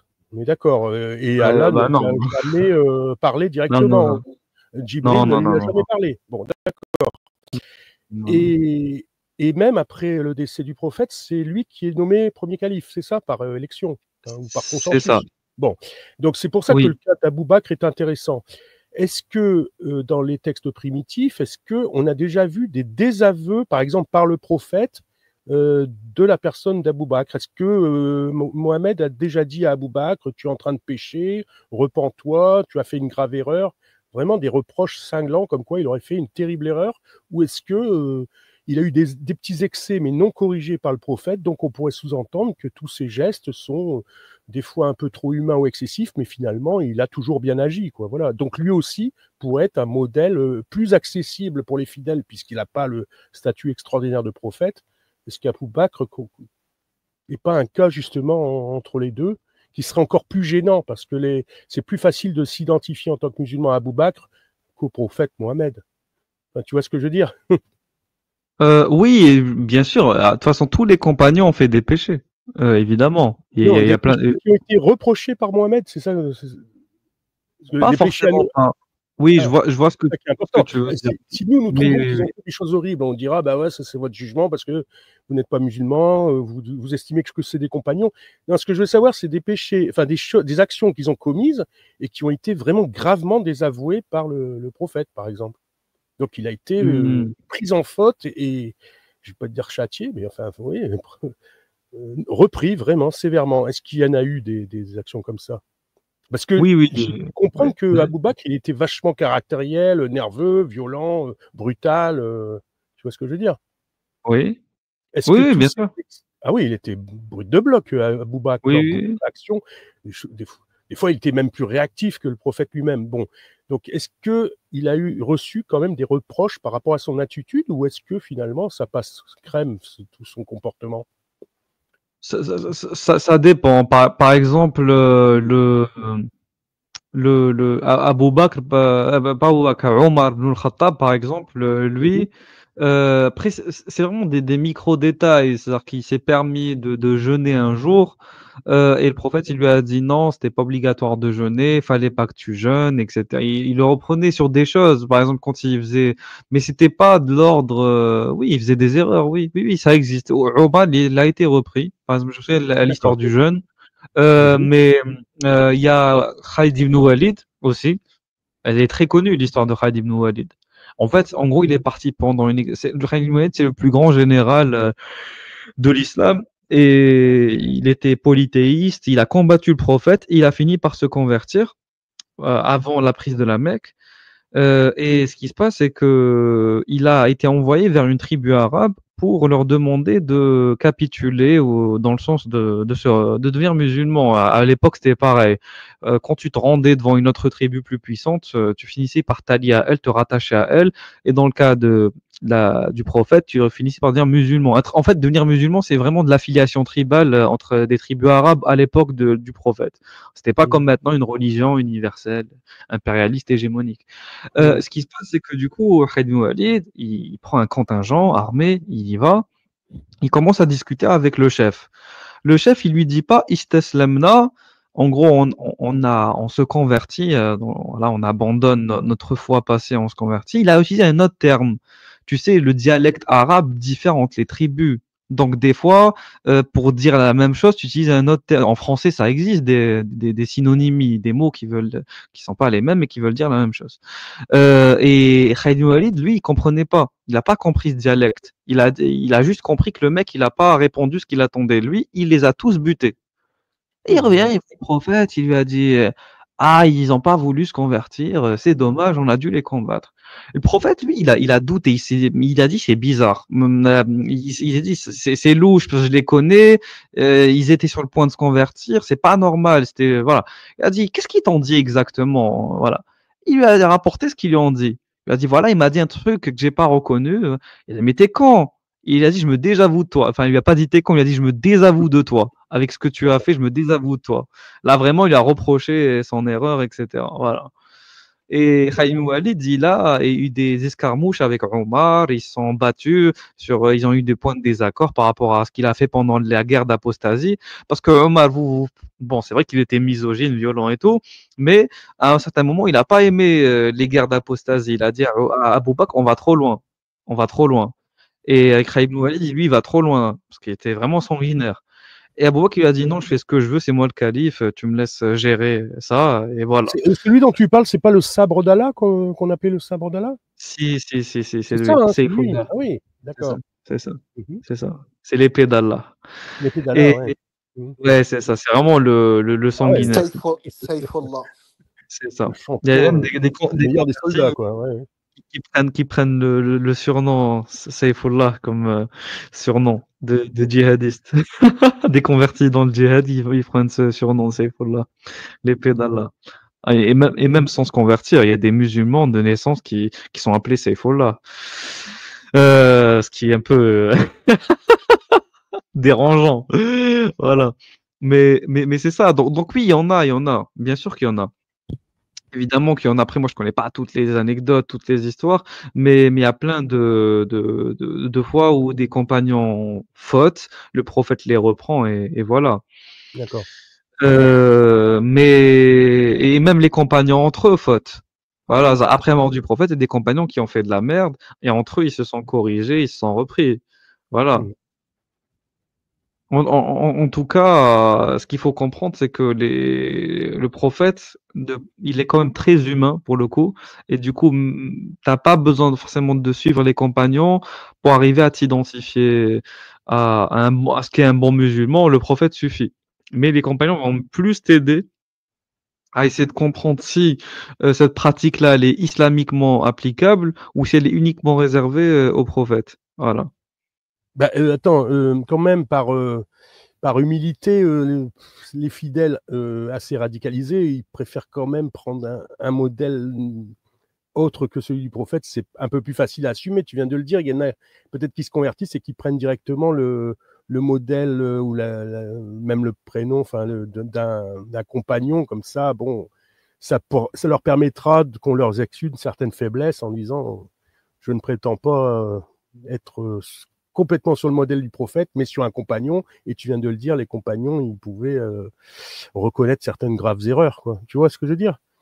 Mais l'un dans l'autre, autant le modèle du prophète que le modèle de ses compagnons est toujours ancré dans une sacrée violence, quoi. Hein. C'est dans un environnement très, très violent, finalement, les fondements de l'islam historique.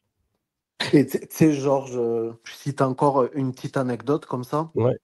D'ailleurs, pour toi aussi, Régulus, mais vraiment, là, on va se dire que je mens, tellement c'est lunaire, quoi. Je me souviens, moi, quand j'étais musulman, tu sais, quand je commençais un peu à, voilà, à faire la dawa, etc., je diffusais, voilà, paroles de Chouyour, les hadiths, etc.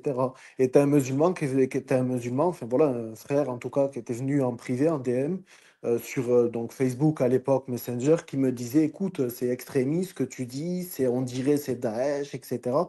Et son pseudo, c'était Khaled ibn el-Walid.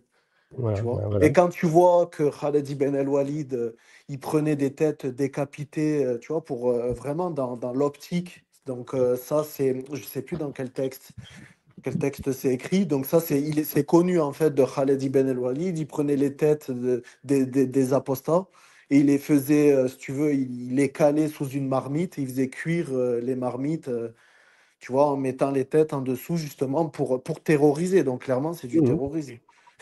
Et les personnes, si tu veux, voilà, qui venaient me dire, écoute, tu files d'un mauvais coton, c'est pas islamique ou que sais-je, portez le nom Khaled ibn el-Walid.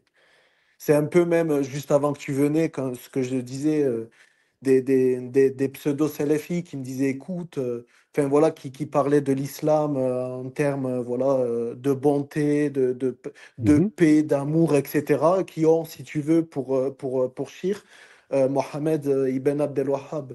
Alors que clairement, tu vois, la Sira Nabawiya, donc la biographie du prophète par Abdel Wahhab, c'est un appel au terrorisme. C'est un Mhm. manuel pour. C'est incroyable, quoi. C'est pour ça, non, mais je vous laisse après discuter, mais j'avais cette anecdote en tête du musulman qui était venu me voir et qui me disait Khaled ibn el-Walid, mais tu vois, Ah, ben, c'est bien le fond du problème, c'est que même au XXIe siècle, on se rattache à des modèles primitifs, mais finalement qui sont hyper violents à la base, quoi. Ils se rendent mais même c'est pas compte, ou alors ça les dérange pas. même encore Mhm. aujourd'hui, quand même on a l'un des prénoms les plus donnés, donc Mohamed, mais quand Mhm. tu vois, parce que la plupart des gens, quand il faut appeler leurs enfants Mohamed, voilà, c'est par rapport, voilà, c'est dans la Oumma, voilà, par rapport au prophète, etc. Mais quand on voit, d'après les récits islamiques, hein, ce qu'il a fait, ce qu'il a ordonné, ce qu'il a accompli pour l'islam, c'est donc, tu vois, là, voilà, on parle de ceux qui se font nommer par les noms des compagnons, etc. Mais même le prophète lui-même, c'est indécent pour moi. Tu Mhm. vois, ça n'a rien de haineux ou quoi, ce que je dis. C'est quand il y a, par exemple, quelqu'un qui se fait appeler Hitler ou Adolphe, ou ça va choquer tout le monde. Mais Mohamed, non, tu vois, c'est normal. Mais quand on voit, si tu veux, le récit qu'il y a derrière, Et enfin c'est pour ça bref, qu'il faut absolument étudier l'islam primitif, connaître l'islam tel qu'il est décrit dans son commencement. Et très peu de gens, finalement, ont lu les siras, on est d'accord. Oui, oui, oui. Tu sais, d'ailleurs, moi, souvent, des fois, on me dit oui, tu sais, quand je suis sur les réseaux, que je partage des textes, que, tu Mhm. vois, ma critique, elle est pas sur les. Mhm. Elle est basée sur les textes, mais forcément, tu t'appuies sur des exemples de musulmans qui ont appliqué ces textes. Parce que s'il y a pas de s'il y a plus aucun musulman sur Terre, ben, l'islam n'existe pas. Parce que l'islam est exprimé forcément par des gens qui l'appliquent. Donc Mhm. moi, quand Mhm. je cite des exemples, tu vois, que je dis, regarde, l'islam a été appliqué à tel endroit, ou même un hadith du prophète, et je dis, oui, oui, c'est légal s'il y en a qui le font, etc. On va me dire, oui, mais tu sais, tu essentialises, tu appelles à la haine. Mais justement, tu vois, le fait d'essentialiser, c'est de dire l'islam, c'est la paix, c'est l'amour, si tu veux, en citant l'exemple de la majorité des musulmans qui sont dans la paix, dans l'amour. Mais dans ce cas-là, tu peux essentialiser à toutes les sauces. Ce qui est Mhm. intéressant, enfin, ce qu'il faut justement faire pour ne pas essentialiser, faut justement regarder les textes de- dans, de- dans un prime abord et regarder ensuite si c'est en corrélation avec, enfin, regarder les actes des musulmans et voir si c'est en corrélation avec les textes ou non. Tu vois, Mhm. c'est comme ça que tu n'essentialises pas, mais enfin, bref. Est-ce qu'il existe... Je vous laisse continuer Ah avec. ouais, c'est Je te Régulus laisse. qui est encore là. Oui, oui, je t'écoute, Ouais, oui. Régulus, j'ai une question aussi. Est-ce qu'il existe justement dans les récits primitifs, on va dire, hein, dans la première période, donc du vivant du prophète et les premiers compagnons, est-ce qu'il existe pour les musulmans des personnes qui ont un témoignage assez cohérent et constant de non-violence pendant tout leur parcours avec leur conversion au prophète, quoi. Quand ils ont accepté l'islam, ils se sont engagés dans une non-violence et jusqu'à la mort du prophète et même lors du règne des premiers califes, ils ont été connus comme des personnes vraiment non violentes, faiseurs de paix. Est-ce qu'ils font partie aussi des modèles de l'islam primitif, ou finalement tous ont trempé par le fait des choses, hein. Je ne dis pas qu'ils étaient tous par désir de violence, mais comme il y avait un climat de violence de fait, par les guerres que le prophète a menées, tout En le monde fait, était embarqué dans une violence et tout le monde a trempé dans la voilà, violence. Est-ce qu'il y a des personnes qui ont été épargnées par cette du violence et qui ont vivant, du du vivant vivant, peut-être? attends, Mmh, attends, du vivant du prophète, ouais. si t'étais pas, faut comprendre, la notion de Mmh, violence, mmh, il faut qu'on juste comprenne deux secondes pour mmh, essayer de mettre un cadre. Il y a la violence, comment dire, qui est de l'ordre de l'individuel.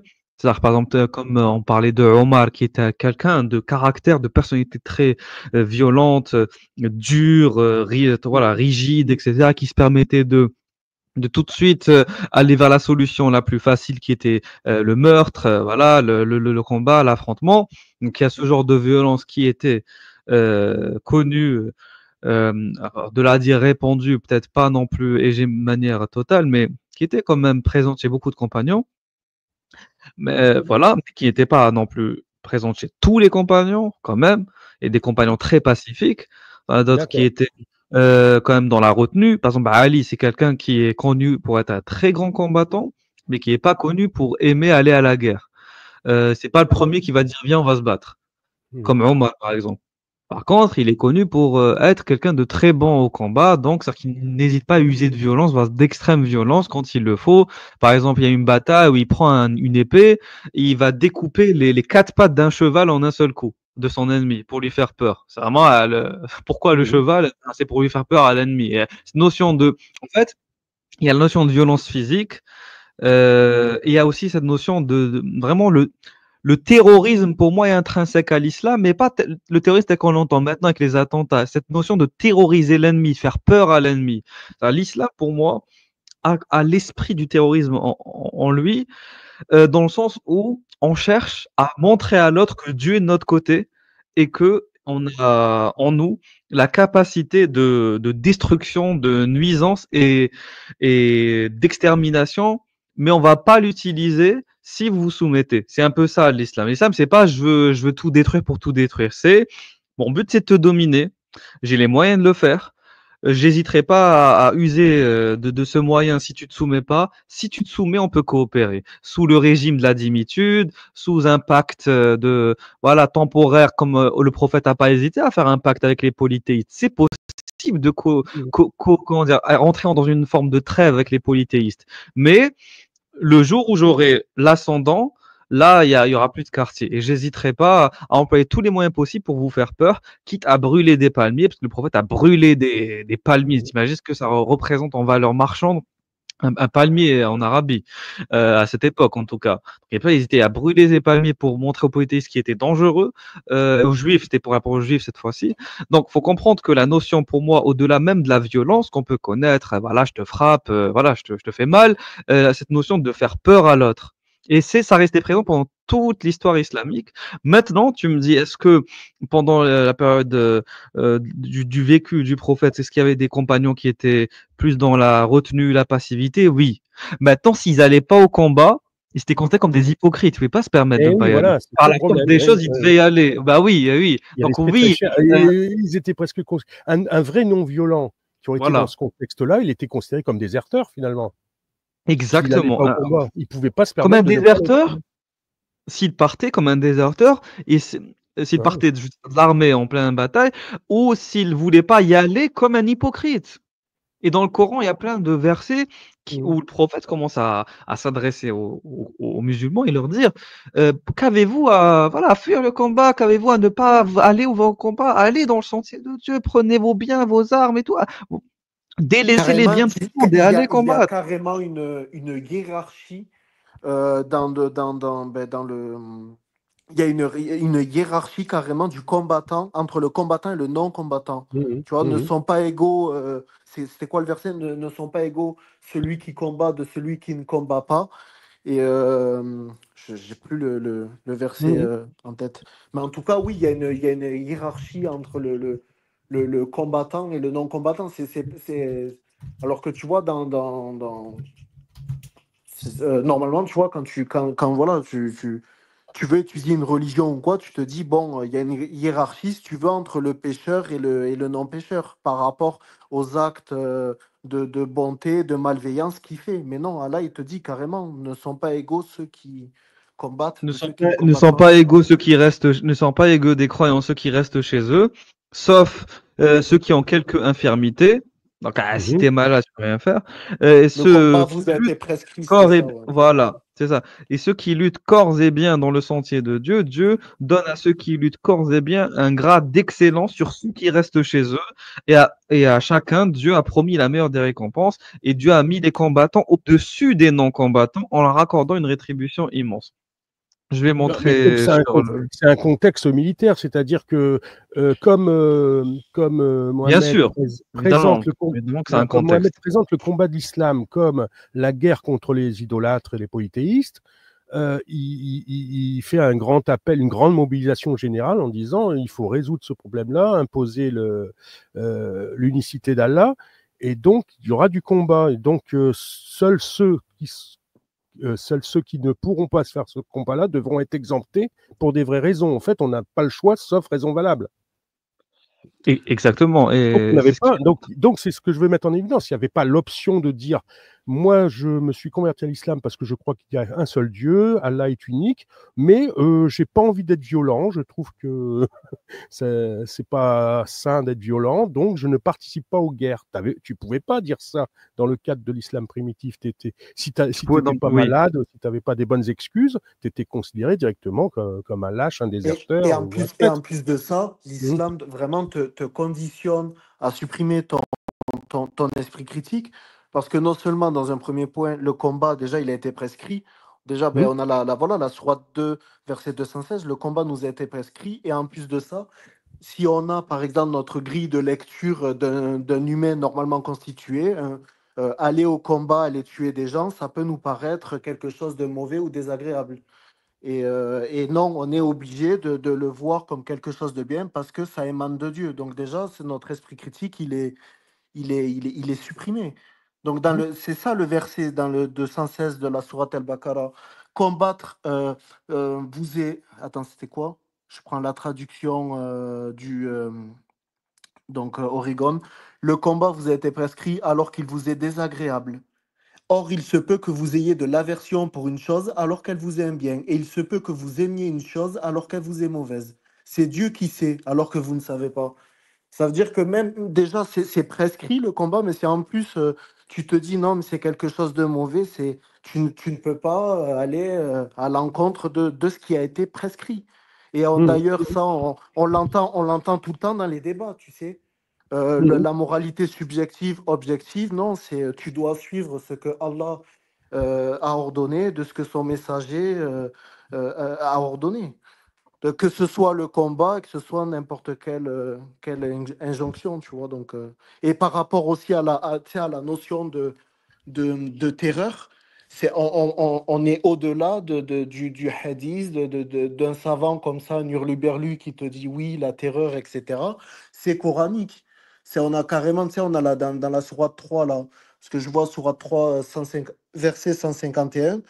Il le dit, nous allons jeter l'effroi dans le cœur de ceux Mhm. Mhm. qui ont renié. Sourate 8, verset 12, je vais jeter l'effroi dans le cœur des mécréants. Il y a vraiment, comme tu disais, Régulus, cette notion de terreur. Et en plus, cette notion vraiment, là, Oui, pour oui. le coup, elle est coranique. Il n'y a pas d'ambiguïté dans cela. Et dans les multitudes de vidéos terroristes, d'ailleurs, qui avaient fleuri on va dire, quand il y avait Daesh, etc., en 2015-2014, qu'on voyait ces vidéos-là, qui n'avaient aucune censure, tous les djihadistes, ils répétaient en boucle, on va jeter l'effroi, on veut les terroriser, on va jeter l'effroi. Yanis, Donc tu veux forcément, parler? en Pas plus, laisser. enfin, ouais, vas-y. Bonjour, bonjour. Je suis venu jeter l'effroi dans la certitude, dans le cœur des musulmans. Non, moi je voulais juste, je viens de retrouver le verset que Ah, c'est quoi? Nice, 8 mois de prison ferme pour avoir frappé Ouais, une ça serveuse. c'était ce que tu avais dit tout à l'heure. Nuit en prison ferme pour avoir frappé une serveuse qui servait de l'alcool pendant Ramadan. Un Tunisien en situation irrégulière qui avait violemment giflé la serveuse d'un bar de Nice parce qu'elle avait servi de l'alcool pendant le Ramadan était condamné ce merdi, ce mercredi à 8 mois de prison ferme a été écroué. Ça date de 2016, c'est ancien, hein. Mais Je voilà. sais Non, plus, je parle pas il de y en ça, a je un, il y a parle à eu un Bordeaux. an, il y en a eu, parce qu'il y a eu Ce sont un des fait, doses pour les gars. faudrait le retrouver, un gars carrément, ben, il buvait, c'était quoi? Je sais Il plus buvait de s'il l'alcool. buvait ou, voilà, il buvait, il était dehors, il s'est fait planter. En plus, putain, Voilà, c'est je te ça, jure, c'est moi, ça. j'ai une mémoire, mais c'est catastrophique, j'en avais fait une vidéo, en plus, je me rappelle plus. Mais c'était le C'est les- Ramadan dernier, ouais, c'est très récent, là. Là, c'est ce que j'affiche là. Les faits se sont produits à 19h30. Un individu s'en est pris à un groupe d'hommes en évoque un différent dont on ne connaît pas la teneur. L'assaillant sortit un couteau et plaqué au sol sa victime avant de le poignarder. C'est une vidéo diffusée sur les réseaux sociaux, vidéo que j'ai vue. On voit un homme se pencher vers le bas, voilà, et c'est horrible parce qu'il dit arrête, arrête, et le mec il se fait planter, voilà. Le motif de l'attaque, il semble que le point de départ soit lié à un différend de consommation d'alcool en ce dernier jour du Ramadan, a déclaré l'AFP. Voilà. Ah, il est pas mort du coup. Je pensais qu'il était mort. En tout cas, voilà, oui, mais ça C'est très arrive pendant récent, ça. la période de Ramadan. De toute façon, c'est une période très, très, très, très criminogène. Je vais te dire, c'est l'une des périodes les plus criminogènes de toute l'année. Tu sais, Régis, je suis oui, désolé, je vais devoir y aller. il n'y a pas de souci. Tu m'avais dit que tu pouvais Et pas juste rester que longtemps. pour Donc, vraiment conclure ce qu'on avait dit au début, par rapport Mhm. au fait de ceux qui me disent t'es un terroriste, enfin voilà, pas de pardon, etc. Enfin, bref, pas de pardon, etc. Faut savoir que ceux qui se disent musulmans et qu'ils se prennent une peine aux assises pour trafic de drogue, c'est dans le droit pénal français, c'est beaucoup plus grave, parce que là, c'est un crime, c'est aux assises, qu'un simple délit où j'étais derrière mon écran et que je balançais les versets du Coran pour dire que le meurtre est halal. Voilà, je tenais à merci dire ça. beaucoup. On aura l'occasion d'en reparler. Ouais. À Bonne ton soirée à vous. témoignage. Ciao, Ouais. ciao. Vas-y, Ciao. Yanis. Alors, je vais partager ce verset qui est trop chelou. Bon, bah, comme plein de versets, mais celui-là, j'aime bien me sourcer ce que je dis. C'était Ah oui, moi aussi. le Vas-y. verset, tu vois, la mosquée concurrente, là. Oui, oui, bah, je voulais en parler. Je voulais en parler. Et là, Merci. Ça me donnera l'occasion de la faire, de la remontrer. Sourate Oui, 9, 107, 108. Et ceux c'est qui ont ça, c'est édifié ça, une c'est ça. mosquée pour en faire, entre Attends, parenthèses, un attends. lieu de dérive. Oui? Attends, on va montrer l'histoire. On va montrer l'histoire. Ouais, bah, je le préparais, là, justement. Pour Ibn Ouais, Kathir. ouais. Et après, on va montrer je sais pas, moi, je l'ai sur Wiki. Après, on peut avoir le tafsir après. Mais en gros, c'est quoi la démolition de Masjid el-Dira? La démolition de Masjid el-Dira ou la mise à feu, comme tu as dit, enfin, je pense qu'il y a une divergence sur ce qui a été juste détruite ou mise à feu, connue sous le nom de la mosquée de l'opposition ou la mosquée de la blessure est mentionnée dans le Coran. Donc, Masjid el-Dira, c'est une mosquée médinoise qui fut construite près de la mosquée de Quba et que le prophète, c'est Mohammed, avait d'abord approuvé et par la suite détruite à son retour de la bataille de Tabouk.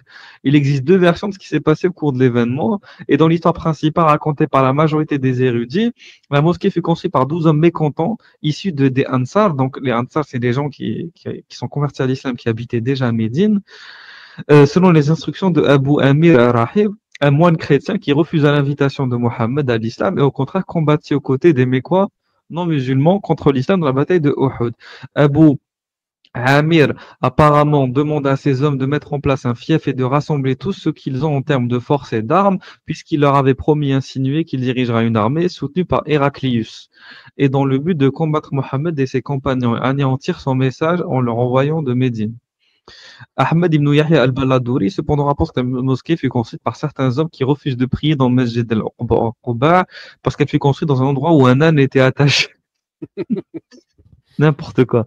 Mohammed se préparait à aller à la mosquée avant qu'il soit arrêté par une révélation concernant l'hypocrisie et les plans maléfiques des bâtisseurs de la mosquée.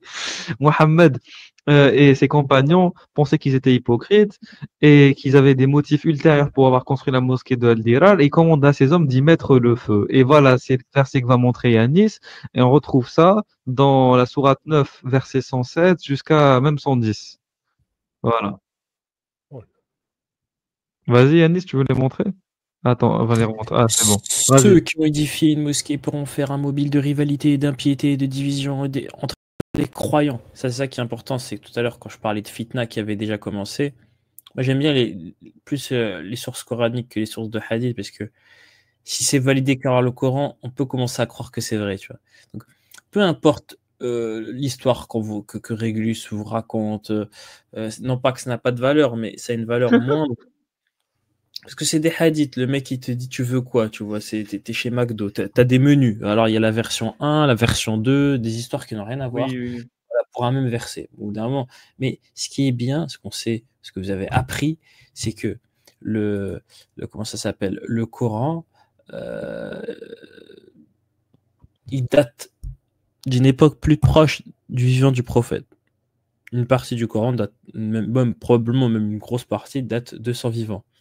Et donc, ça en dit, quand là on te parle de rivalité, de division entre les croyants, ça dit beaucoup de choses. Ça dit beaucoup de choses. Ça dit que la fitna, que je disais, n'oubliez pas pourquoi j'ai mentionné ce verset, parce qu'on parlait de fitna après la mort du prophète. Je dis non, la fitna, elle a commencé déjà, et le Coran témoigne. Ça, ce verset, il témoigne que dès le vivant du prophète, probablement, il y avait déjà des divisions. C'est tout ce que je dis. Je dis rien de plus. Je dis pas oui.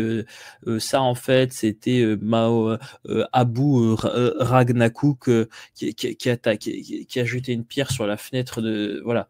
J'invente pas des histoires abracadabrantesques. Je dis juste, ce texte me montre que du vivant du prophète, en tout cas du vivant de l'écriture du texte, au tout début de la communauté, avant même l'écriture des hadiths, il y avait déjà des rivalités et des divisions entre les croyants. Donc tous ceux qui s'imaginent, et je parle notamment aux musulmans, que en fait au début c'était bien, on était tous ensemble, on était des hippies, on était tous autour du prophète, et dès qu'il crachait par terre, on se jetait tous par terre, on s'aimait tous. Non, là le Coran vous dit qu'il y avait des divisions entre les croyants et les vivants, qu'il y avait plein d'hypocrites, etc. Voilà, c'est vrai que ça aussi c'est intéressant d'en parler. Toutes ces histoires d'hypocrisie, parce que on voit bien dans l'écriture du Coran les délires staliniens d'espions, l'auteur du Coran, il est obsédé par les hypocrites. Alors comprenez, les hypocrites, c'est parce que c'est pas hypocrite dans le sens forcément on les entend. Le sens coranique du terme munafir, c'est des gens qui œuvrent de l'intérieur à la destruction de. C'est pas juste l'hypocrisie, je dis pas ce que je pense, etc. Ce sont des ennemis de l'intérieur qui œuvrent. Et le Coran est obsédé par cette idée. Il est obsédé, et donc il nous dit une chose. Il nous dit que l'auteur, il avait peur qu'il y avait des manigances entre eux, à raison ou à tort. Mais c'est voilà, peut-être que c'était un fou, un parano, mais là quand même, voilà. Là, on a une histoire. On a une histoire par rapport à un bâtiment religieux qu'il y a de la division entre les croyants. Et pour moi, c'est peu, mais c'est déjà beaucoup. Ça nous informe énormément. C'est déjà, ça casse l'image de l'unité du vivant du prophète. Et pas loin du verset 107, tu as vu le verset, on va jusqu'au verset 111, c'est-à-dire que tu passes des problèmes de rivalité, impiété, division, et au verset 111, c'est l'appel au combat pour Allah. Terrible, le verset 111. Ouais. C'est vraiment toujours dans un climat de... C'est pas simplement un climat de division, de la fitna à la violence. On exhorte tout de suite les croyants à combattre pour le nom d'Allah. Et vraiment, la phrase, moi je dirais, qui justifie l'agression par l'islam, c'est ils tuent et se font tuer. C'est pas ils se font tuer, c'est ils tuent. D'abord ils tuent, ils se font tuer. Ça vous. Là, en plus, tu as le lien avec Ézéchiel. Ouais.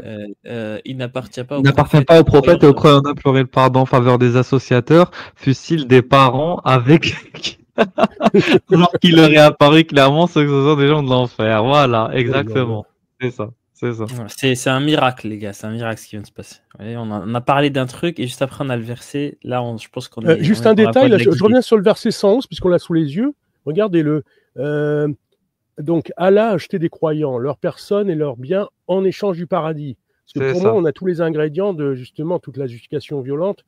D'abord, il y a l'histoire de la promesse du paradis qui est un motivateur extrême pour après demander aux croyants d'aller combattre jusqu'à se faire tuer, mais aussi ne pas avoir peur de tuer. Et après, la justification spirituelle traditionnelle, c'est la petite phrase, moi, qui me parle, c'est une promesse authentique qu'il l'a prise sur lui-même, donc c'est la garantie de Dieu lui-même, mais par rapport aux anciennes écritures. Alors, il y a la Torah, l'Évangile et le Coran. J'aimerais bien qu'on m'explique comment il a pu trouver dans l'Évangile la justification de « ils tuent ». Ils se font tuer, oui, l'Évangile part beaucoup de martyrs. On annonce à l'avance que certains se feront tuer, mais l'Évangile ne prescrit pas directement de tuer, même pour le nom de Dieu. Dans l'Évangile, là, c'est précisé. Dans la Torah, oui, on sait que Moïse a mené des guerres, il y a des appels à tuer. Dans la Torah, c'est évident. Mais dans l'Évangile, il y a un problème. Et alors, Vas-y. Non, mais vas-y. Oui. Vas-y en premier si tu veux réagir sur l'histoire de l'Évangile et moi je vais réagir sur le même verset, mais un autre truc. J'aimerais bien qu'on me décortique le 111. Non, moi je voulais vraiment parler d'un commentaire dans le chat. Ok. Ézéchiel au moi, je reste sur le 111 alors, ok. Vas-y. Ouais. Alors c'est très intéressant, accrochez-vous, ça va barder. Prêt, feu, partez. Certes, Allah a acheté. Boum. Là, vous arrêtez, vous dites, c'est quoi ce délire? Il a acheté. Il a acheté, c'est oui. du décollage. Attention, là, vous avez vraiment, je rigole, mais vous avez de l'info de premier ordre. Hein, vraiment. Non, mais c'est le champ lexical, c'est le vocabulaire du marchand, du commerçant, oui. C'est on marche à la foi. Et j'ai acheté la foi des croyants en échange du paradis. Oui, attends, laisse-moi, je reviens, tu vas voir. Je vais vous dire, là, l'info que je vais vous donner, c'est une information de premier ordre. Elle vient d'épigraphistes. Je vous explique. Ahmed Al-Jalad, que je cite souvent, suivez-le, c'est un épigraphiste, il va en Arabie Saoudite, il regarde comment les gens y pensaient, qu'est-ce qu'ils écrivaient avant l'islam, pendant l'islam, dans les débuts et après. Il nous explique que on retrouve des choses similaires à ça. On retrouve notamment, il parlait, je me rappelle d'un podcast où ils expliquaient, ils disaient, c'est étrange en fait. À cette époque-là, les gens qui étaient monothéistes, au passage, et pas du tout polythéistes, ils parlaient à Dieu avec des termes commerçants. Notamment, il y avait un mot qu'ils utilisaient souvent, c'était bon, avec toi, Dieu, je m'allie. Parce que c'était une sorte de contrat de commerçants, parce que c'était des commerçants. Et donc, il y a tout ce champ lexical du commerce. Et regardez où est-ce que je vais aller en venir. Donc ça, c'est le premier point. On a des traces sur les rochers de ce vocabulaire avant l'islam. Hein, je vous dis ça, avant l'islam. Hein, de commerçants, de gens qui s'allient à un Dieu comme des partenaires commerciaux, qui est repris dans le Coran. Deuxièmement, on a le lien avec les attentats suicides. Pourquoi? Parce qu'en fait, c'est un échange en fait. On te dit, tu sacrifies littéralement ta vie. C'est pour ceux qui regardent Full Metal Alchemist ou des mangas, des trucs comme ça. C'est un sacrifice en fait.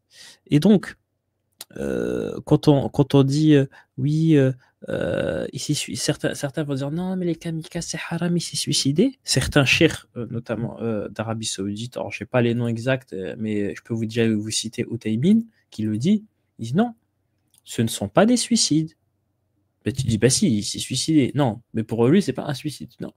Il a offert sa vie en cadeau. Et c'est pour ça qu'il est récompensé. Et il se base sur des versets de ce genre. Parce que le suicide, lui, c'est juste se tuer gratuitement. Voilà. C'est ça. Alors que là, c'est pas gratuit. Il a été racheté. Voilà. Et c'est pour ça qu'ils utilisent le suicide.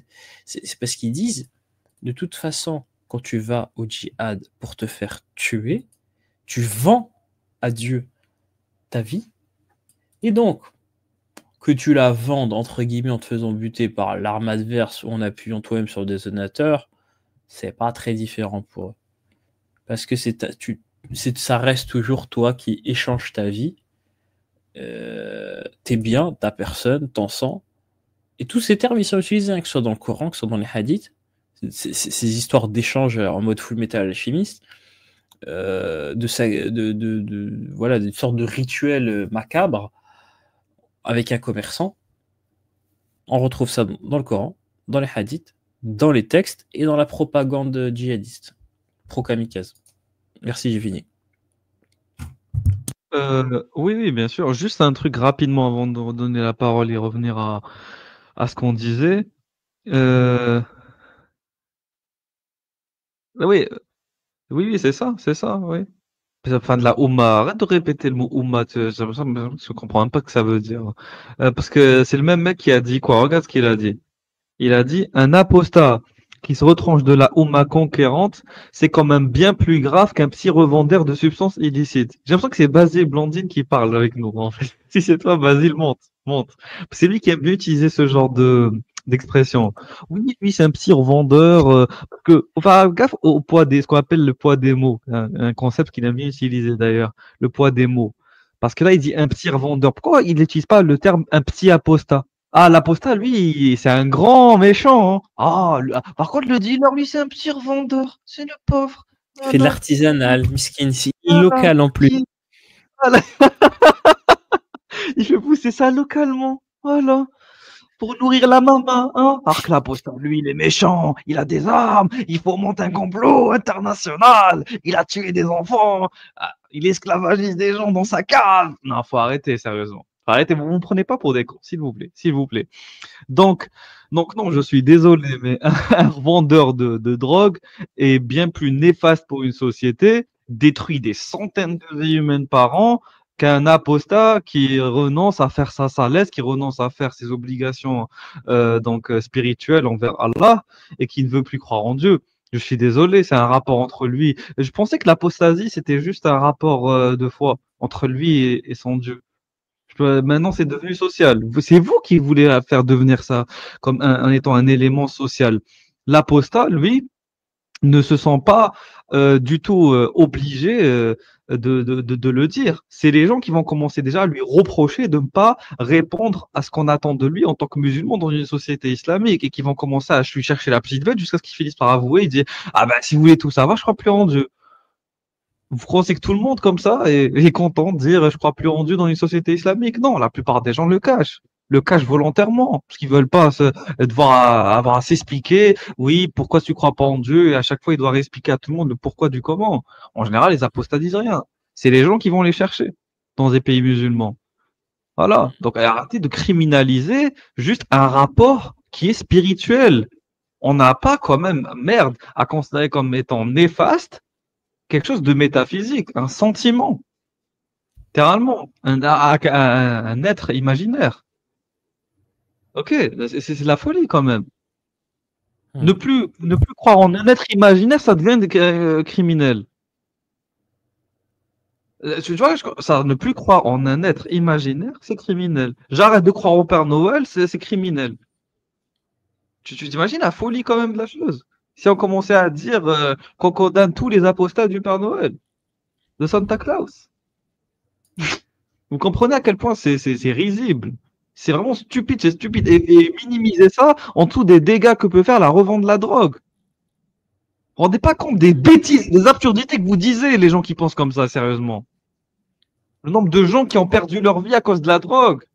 Les meurtres, les violences, les enfants battus par des drogués. Vous n'avez pas idée de ce que c'est. Putain, débiles mentaux. Vas-y, Yanis, vas-y. Tu veux parler de quoi? C'est difficile de reprendre, mais bah non, mais, en plus. Non, mais en plus, en ce moment, on parle des narco-empires et tout, qu'on commence à avoir des problèmes de cartel en ce moment. Effectivement, là, c'est très compliqué en ce moment, la drogue en France. Surtout en ce moment. Encore plus. Ah oui, ça fait l'actualité. Georges, du coup, on va te redonner la parole. Et après, peut-être Yanis, tu vas te reprendre tes esprits. Donc, qu'est-ce que tu penses jusqu'à maintenant, de ce qu'on est en train de te partager? Oui, parce que, pour moi, c'est toujours les mêmes axes. Le fait que humainement, n'importe quel groupe finit par se déchirer, qui est toujours dans n'importe quelle activité humaine, il y a des contestations, des divisions, des rivalités, tout ça. Bon, ça, c'est pas propre à l'islam, mais c'est la façon dont on le règle. Les moyens appuyés par la parole d'Allah pour régler certains types de problèmes, le radicalisme des moyens employés, notamment ce qui est visé dans notre réflexion, c'est les moyens usant de la violence, de la contrainte violente. C'est ça qui caractérise un petit peu toute l'atmosphère de l'islam primitif. Et c'est vrai jusque dans les versets du Coran qu'on vient de lire. Voilà. Et regarde, Georges, regarde ce verset, lis-le. Alors, attends.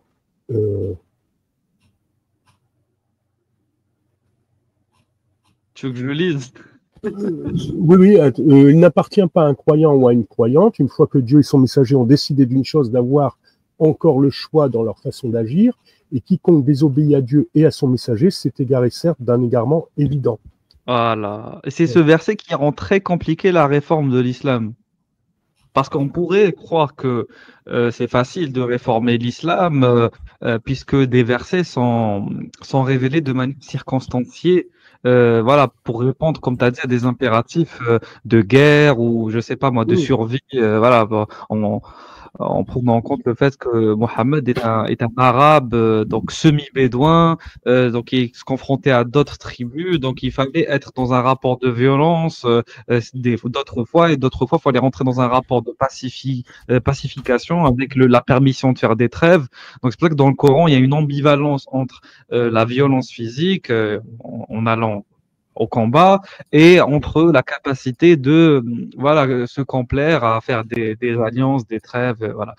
Et le problème, c'est que ça, bien sûr, on en est conscient, donc critique de l'islam, et même les musulmans en sont conscients, mais le problème, c'est qu'il y a d'autres versets qui sont très catégoriques, comme celui-là que je viens de lire, qui dit que voilà, une fois que le prophète a décidé de quelque chose, c'est fini, tu ne peux plus revenir dessus.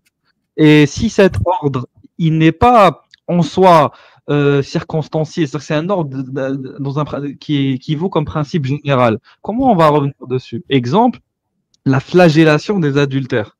Par exemple, ça c'est un verset qui est très connu, Surat An-Nur, attends, Surat An-Nur, voilà. En plus, la sourate, c'est appelée la sourate de la lumière, donc elle porte très mal son nom. Soit non, qu'est-ce qu'elle a comme de particulier cette sourate? Elle commence de manière très violente. C'est vraiment l'une des rares sourates où on a directement Allah qui parle d'une manière très radicale, qui dit voici une sourate qu'on nous avons fait descendre et que nous avons imposée. Voilà. Et nous y avons fait descendre des versets explicites. Donc là, tu vois, genre, on est dans l'explicite, on est dans l'imposition et on est dans un.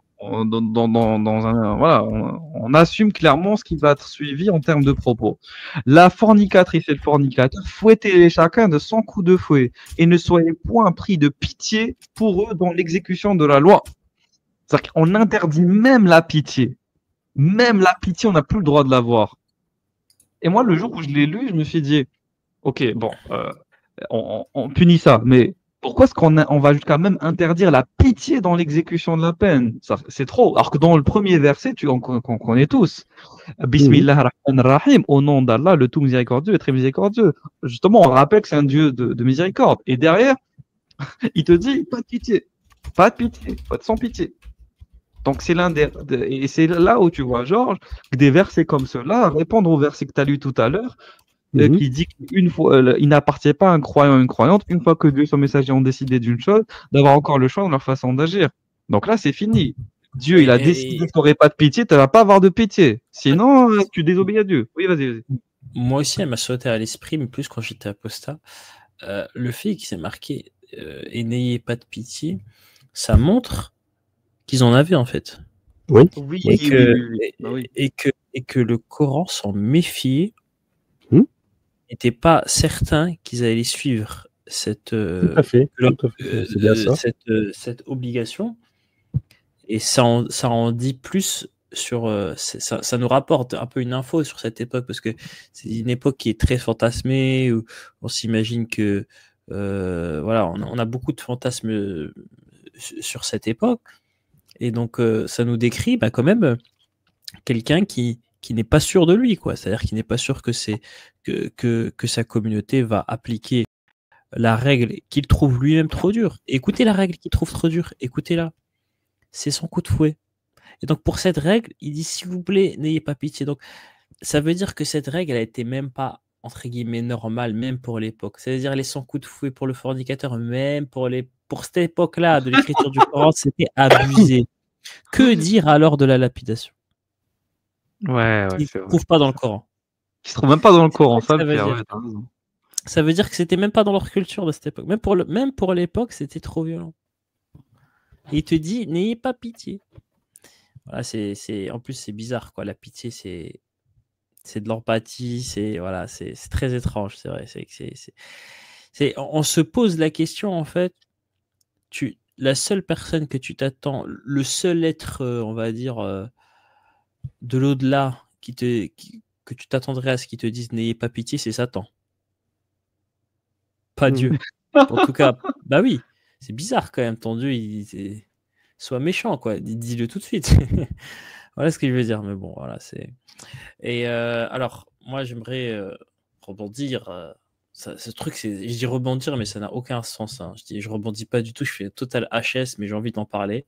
Je sais pas si vous en avez déjà parlé, Régulus, mais le fameux article ordurier de Blast avec notre ami et champion. Voilà,